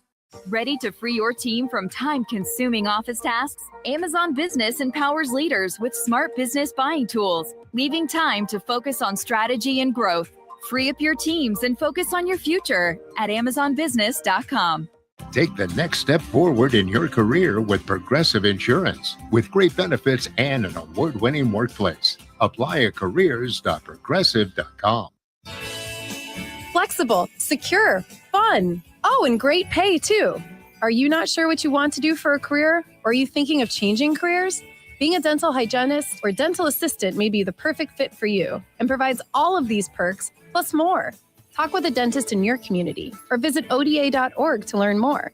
Become a valuable member of the dental team and start helping people love their smile. This message is brought to you by the members of the Ohio Dental Association. KTH Parts Industries in St. Paris is now hiring and has increased the hourly wage of $22.48. That's right. KTH is looking for elite production associates, including press operators, overhead crane operators, and forklift operators. Apply today. KTH offers excellent benefits, including medical, dental, and 401k. KTH is a short drive from Bellefontaine, Troy, Piqua, and Urbana. Upgrade your career and be valued by a company that really cares about you. Apply now at kth.net, an equal opportunity employer. Now, back to the Justin Kinner Show, right here on ESPN Dayton, 1410 Wing AM. All right, everybody, we welcome you back to the Justin Kinner Show, 1410 ESPN Radio. Now UD fans are mad at me blowing up the text line, which you can too at 937-518-1410. I wasn't taking it. Look, I didn't take a shot at Dayton first, but when UD fans get mad because, this is a basketball city. We can't pretend to be a basketball city and then get mad because we spend more time talking about the team that made the NCAA tournament than the team that did not. Dayton fans, you're smarter than that. Let's do better. On the court and off, apparently. This isn't hard to figure out. I'm not rubbing it in. I'm excited about my team, just like you're excited about your team when they're in the NCAA tournament. And if the roles were reversed, you would not be saying, "Hey, Justin, the Dayton Flyers are in the NCAA tournament. I think you're spending too much time on them. You should talk about Wright State and the NIT." No, you would not do that. What are we doing here? All right, so we're talking about. I'm not a fan of Joe Burrow participating in that over the weekend. I just, in all seriousness, if you take what you know about me and my dislike for the Bengals and blah blah blah, because I'm a Browns fan. Okay, cool. Take that away. I don't think I'm being unfair here. I really do look at this situation with Joe Burrow, and I'll I've been a little bit of a smartass about it. I'll dial that back. I think that was wrong of him to participate in that. I do. I think it was a little selfish. I don't think that he was putting the team first. I think he was putting his self-interest first. And I don't like that. There's so much money invested into him in the quarterback position that making reckless decisions like that at the expense of the team. I mean, everyone's like, who cares? He didn't get hurt. Okay, that's a good thing. You're lucky. But what if he did? And it's not that unheard of to question what if he did. He's hurt and hurt a lot and hurt frequently. It doesn't take much. And it's not like, oh, he's always had a bad hamstring and he always re-aggravates that hamstring. I think his injury history is more concerning because it's never the same thing. It's 1 minute it's a pinky, the next it's an appendectomy, the next thing it's a wrist, and then it's a leg, and it's a hamstring, and it's a calf. I mean, you remember that game Operation, where you're so terrified to touch the little buzzing sound? Like that's how I feel about Joe Burrow heading in every season. I'm waiting to hear the buzz, and then everyone freak out because it zaps you. That's Joe B. It's never the same. It's never like, hey, be careful with the calf. He has a bad calf. He has a bad calf. He's hurt his pinky. He hurt his wrist. He had the leg injury, he had the appendectomy. Like, it's always something. I don't think that I am crazy for saying that, hey, maybe you shouldn't have done that. Now, Colton Schmidt, he's watching on the Justin Kinder Show Facebook page. What up, Colton? Colton, I'm not going to read all of this, but I'll start it. So Colton in the chat said, Justin, I totally agree with you. The flag football game that ESPN is trying to hype up is a joke and meaningless. I was literally listening to ESPN Undisputed on the radio this morning, and for the first hour of their show, they talked about this joke of a flag football game, acting like it's the best thing ever, when we clearly just had one of the best weekends ever in March Madness, and they didn't even start the show with that. Like, why does ESPN hype up stupid events like this? But and again, I can't read all of it. Yeah, ESPN, because it wasn't about the flag football. It was about the storyline. I mean, Logan Paul and Tom Brady verbally sparring.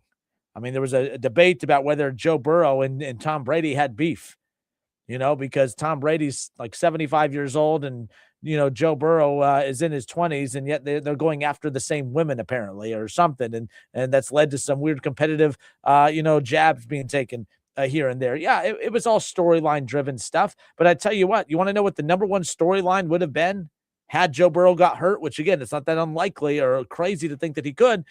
It would have been the injury, because it would have totally decimated the Bengals of having any chance of getting back to the playoffs after missing it for the last 3 years because, yes, the defense is bad, but yes, because of Joe Burrow's injuries. The defense is really bad this year. If they don't miss Joe Burrow for that long stretch of time, you win maybe 1-2 of those games, and you're in the playoff. You think back to 2 years ago, Joe Burrow doesn't hurt his wrist against Lamar Jackson and the Ravens, and the Bengals are in the playoffs. They finished 9-7 that year, or 9-8 that year. Like, yeah, it's just kind of, it is what it is as far as I'm concerned. I don't think I'm being that unfair. But let's talk about that. I know 937-518-1410. I see some texts coming in, but we got Big E, Mr. E, waiting on hold. How you doing, sir? It's been a while. How are you? I'm good. You have to repeat that because it cut out there for a second. Okay, I said I'm doing good. How are you? Oh, okay. And I got that part. good. We're good. We're good. I'm a lifelong Bengals fan. And I'm a big Joe Burrow fan also, but you're right. You're right. I have to give it to you. I was livid when I heard about what he was doing, and even worse when I saw some of the film. I'd like the chance to see Joe Burrow play 2 healthy years in a row and see where that would take the Bengals too. Yeah. That being said, I don't know what they have in his contract. Surely they would have something in that contract that would keep them from going out and doing stupid stuff. Yeah, like And, you hear about that with some teams. Like there are clauses in some. Like I remember, if you remember, I think I don't know if you caught it or not, but years ago when Tom Brady was with the Patriots, he got fined by the Patriots because there was a clause in his contract that he wasn't allowed to, like, no skydiving. You couldn't go skiing, and he went on a big skiing trip and posted videos or pictures on social media, and the Patriots fined him because in his contract he's not allowed to participate in those types of things. You're right though. One thing to think about, they probably don't have those, restrictions in his contract, which then you got to start asking why not, but I just wasn't a fan of that. He took some hard hits because when you hear flag football, some people are hearing that saying, oh my gosh, you guys are overreacting, it's flag football. But Biggie, you saw the clips, like he was taking hard hits and he was being taken hard to the ground and spin move diving. I mean, he played physical. He does what Joe Burrow does, and he's a competitor. He needed to dial that back. Well, see, I go back a long way, and I remember back in 1967, the Boston Red Sox had a pitcher named Jen Lomborg, and he pitched him, almost won the World Series with him. He was fantastic, and he broke his leg really bad skiing over the winter, and there's your Cy Young Award winner, and he was never the same after that. And I think that's what started off putting those clauses in a contract. He was probably the first, but like I said, it's just pure stupidity to do that on his part, on the Bengals' part, for letting him. And that being said, that is what it is. The other thing I want to speak to you about is you also brought up about Ellie De La Cruz. Yep. And maybe letting him do it, maybe not letting him do it. Ellie De La Cruz, for me, he's made the All-Star team 2 years in a row. And I think it's kind of like on projection or hype that he's done that. His numbers don't stack up to superstar numbers at all. I mean, the guy strikes out nearly 200 times a year.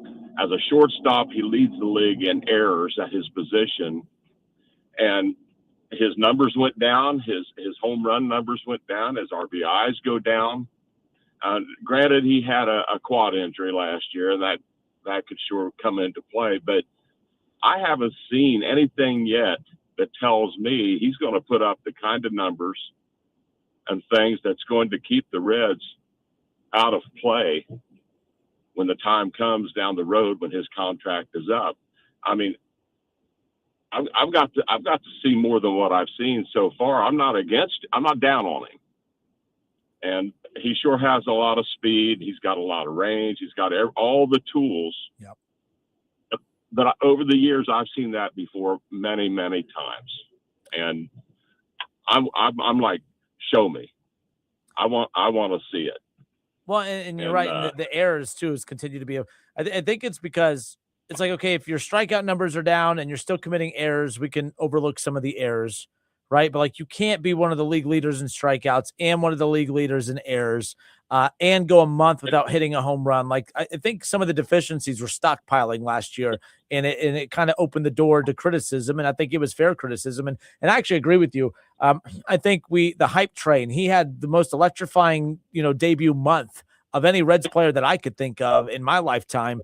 And I still think we're riding off of that. But I think, it's all based on projection at this point. And it's like, I think we're not enjoying the ride with Ellie as much because we know we're on a limited time based on when he'll be up for a contract extension. And we're not confident that the Reds will do that. So with that being said, yes, this is an important season because we need to see that projected growth. We need to see those errors, those error numbers come down. We need to see those strikeout numbers come down. We need to see that power bounce back up. I'm also not even convinced that he's an actual shortstop, and I get why that's a controversial conversation to have. But, man, they need to make some adjustments with him, and we'll see what happens. But, yeah, he has to be healthy, and he needs to produce, and those numbers need to come down. Yeah, I'm waiting for that 35 home run year and the 110 RBI year, 280 batting average, and cut the errors in half. And I don't know that we'll ever see that, but that's what I got for you today. And it's nice to talk to you again. Yes, sir. And great hearing from you. I'll try to get around. And are you going to the opener? Yes, I'll be there doing the show from Great American on Thursday morning, and then hanging out for the day for the opener. Good deal. I'll be sitting behind the third base dugout. Oh, we'll be way up high. Hopefully not getting rained on. Well, hopefully not getting rained Well, on. if you look down to section 115, you'll know me from the white hair. Oh, there you go. There you go. But all right. Hey, great hearing from you. Okay, you take it easy, buddy. Yes, sir. Take care. Bye. 937-518-1410. Nonetheless. Yeah, the LA thing, I think it's fair. You know, we've seen one really, really good year and one okay year. I think the problem with LA is there was no major growth last year. Now the quad injury, if that was true, and I believe it was true about the quad injury, but then you got to start to question it. I'm a big Tito guy. But if it's true that he was battling an injury all season, like this is where I don't trust the Reds with injuries. I just don't. You look at this Hunter Green situation where he talked about he had that procedure. He said going back to last year, it felt like little stinging sharp pains in his elbow, and that he played through it. And he said he felt it every time he would throw. And then the season ended, and they just never addressed it. And then he started feeling it again, I don't know, when he would throw. But, I had him on the show at Reds Fest, and I had asked, he said he felt great. But then he said he still only feels the pain when he throws. So were you not feeling that pain in the offseason? Was the medical staff for the Reds not being cognizant to checking on that regularly? And then this Ellie thing where, whose bright idea was it? If you knew that he was injured and battling a quad injury all season, why in the blue hell was he not being given more rest days? Now, I'm a hypocrite. I'm tired of athletes getting rest days, but I have no problem with rest days coming to those who are hurt. So the Reds continue to let Hunter Green go out there, your ace, by the way, and pitch with nagging, stinging pains in his throwing elbow. And then you also, when it comes to this particular thing with Ellie De La Cruz, you let him play almost every day. I mean, he was like, they were just talking about how durable he was and he doesn't want to miss games. And well, you knew he was injured with his quad was a little rough, and you don't say anything about it till after the season end. Yeah, I have a problem with that. My problem is, and this is why I'm concerned heading into the season, when you look at all the guys that are banged up, this blister situation with Nick Lodolo is a legit concern because I'm not falling for it again. Every time he gets a blister, I think, oh, it's just a blister. Where my bowlers at? You ever bowl and you get that little blister? All right, cool. I'm going to not bowl for the next week, and then your finger's fine. You use some of that little new skin, your finger's good in a week. This mofo missed months because of a blister. Like, the Reds can't even heal a blister. The Reds let your pitchers go out there and pitch with nagging, stinging, sharp pains in your throwing elbow. Ellie played, 150-something games last year with the bad quad, and they knew about it and kept throwing him out there anyways. This is why I'm concerned about Hunter Green's injury. I'm concerned about, even the likes of a Nick Lodolo's blister injury, Ferguson's injury. I'm concerned about all that stuff. I'm concerned about all of it because I don't trust how the Reds handle injuries. On the positive side, Marty Brenneman was on 700 WLW this morning with his son, Tom. Marty's going to be on with us on Wednesday, by the way, just throwing that out there. But he said that he has not seen a player look more phenomenal through spring training than Matt McClain. And can you imagine what an elite Matt McClain would do for the Cincinnati Reds? You know what I mean? Like what he would do for them this season if Ellie is ready to rock. Like, here's the deal. I actually hope that Ellie's issues last year were quad related. Maybe some of those errors he committed was because, his mobility took a little bit of a hit with that quad injury. The strikeouts, maybe he's just a step slow, which he lost that power. I hope that it really was last year's injury, and I hope that it's not this year's injury. I hope that injury is a thing of the past. But if you get bounce back Ellie, and you have Eugenio Suarez, who's back from the World Baseball Classic, so you have his pop in that lineup, and, Matt McClain bounces back, it's almost like you got a whole new player. And I hate that because the Reds do this all the time. I'm like, hey, we have an injured player. Like, I guarantee you at the trade deadline when it comes to Hunter Green, the Reds aren't going to make a move at the trade deadline, but we're getting Hunter Green back at the end of July. So that's almost like an offseason, or that's almost like a trade deadline acquisition right there. That's exactly how they're going to view it. And that's how they've done it in the past. They try to tell you, hey, we weren't aggressive at the deadline, but we knew we were getting X, Y, and Z back. And we knew we were going to get a spark just from his return. That's what I'm already waiting for when it comes to the likes of the Hunter Green return when that time comes. Colton, what up, Colton? Says Ellie secretly wants to be a Dodger already. Look, Ellie wants paid. Ellie's going to get paid. Is he going to get paid in Cincinnati? Probably not. But to the last caller's point, saying that, hey, Ellie, with all his deficiencies, might be playing his way into an affordable contract for Cincinnati, and maybe. But, we call him a generational player. I've had multiple people say they cringe when I call him a generational talent. And normally I love to argue, but I understand where you're coming from. I'm basing a lot of my opinions on him based on the hype, yes, but the projection of where he's headed. But I also understand those who come back at me and say, Kenner, can you stop calling him a generational talent? Generational talents they're not one of the league leaders in strikeouts and league leaders in errors committed and go a month and some change without hitting a home run. I agree. It's hard for me to sit there and argue with you. He still screams superstar to me. Chris Collins in the chat says the superstars sell tickets. He's going to sell tickets. If he remains a Red, he will sell tickets. And he's a superstar from that because he's a draw. People will go to the ballpark to watch Ellie De La Cruz. Hunter Green is a draw. People will go to the ballpark to watch Hunter Green pitch. I look at Andrew Abbott. Andrew Abbott, to me, has been a better pitcher than Hunter Green the last 2 years. He's been more reliable, more consistent. But I don't think Andrew Abbott is a draw. No one's going to the ballpark to say, I have to watch him pitch. That's Hunter Green.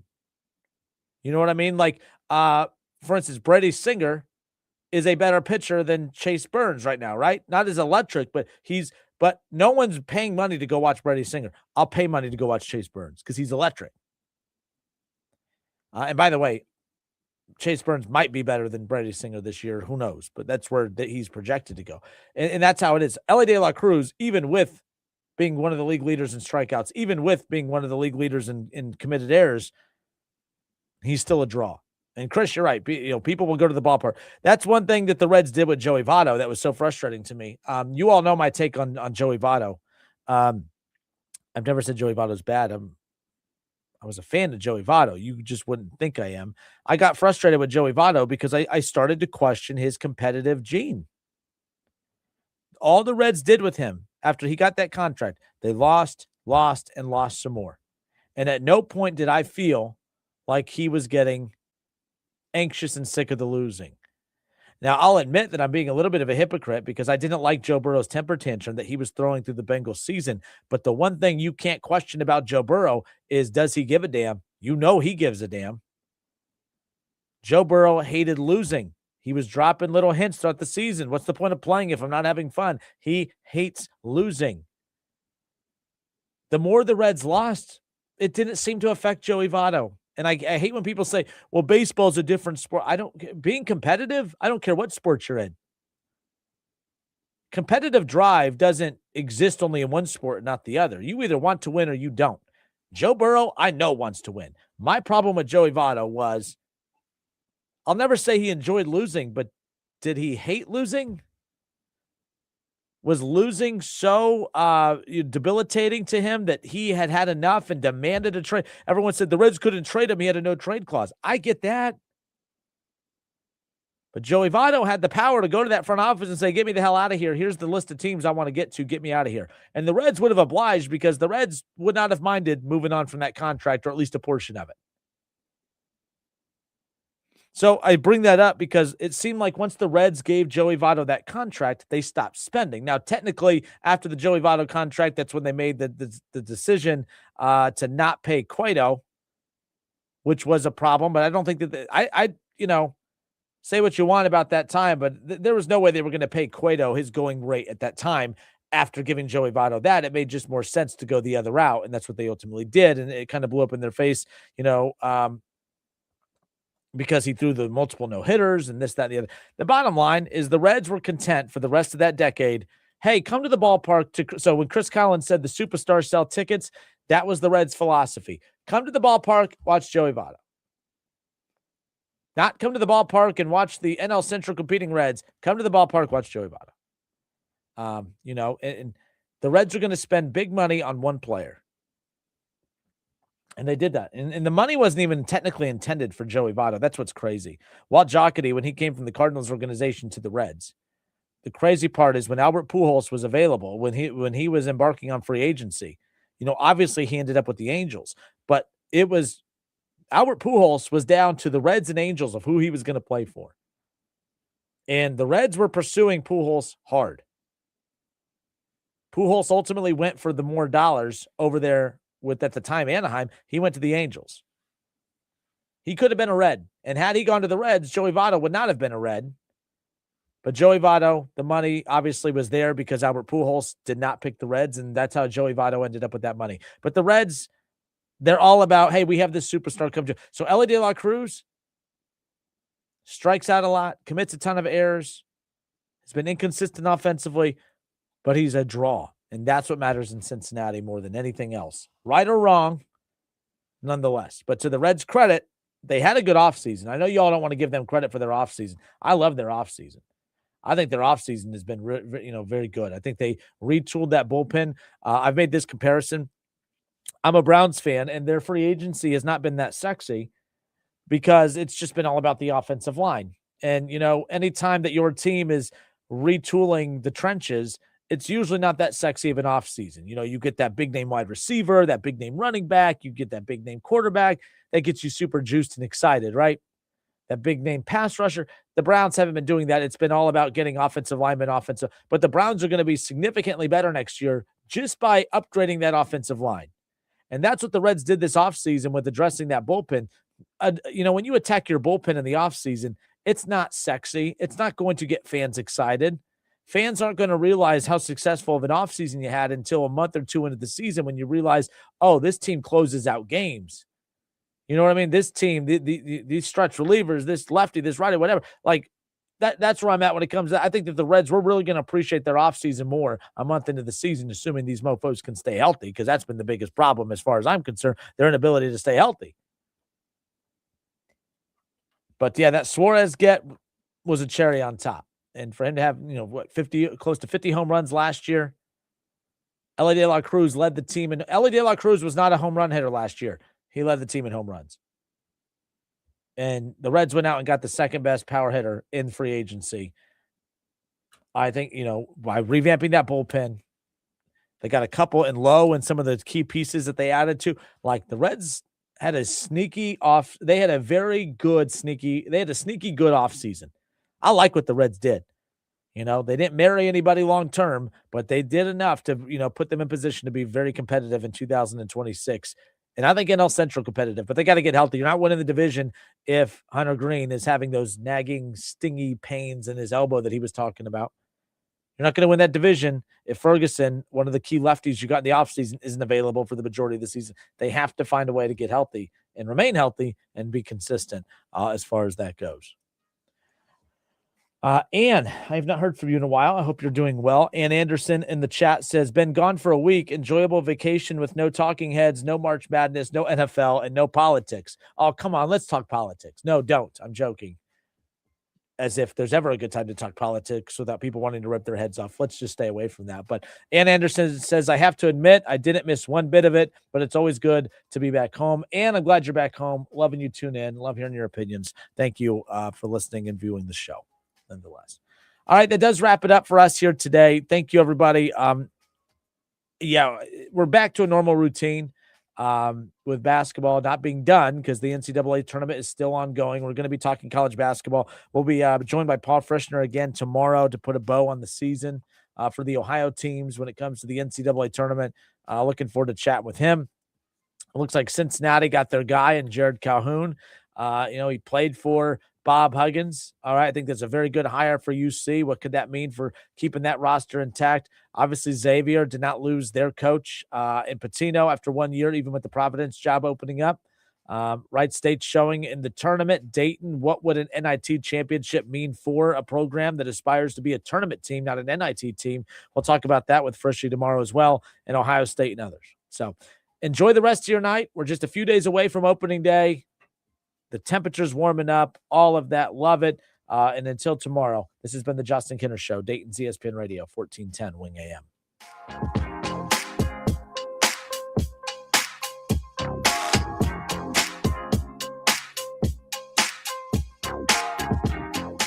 The Justin Kinner Show. Right here on 1410 ESPN.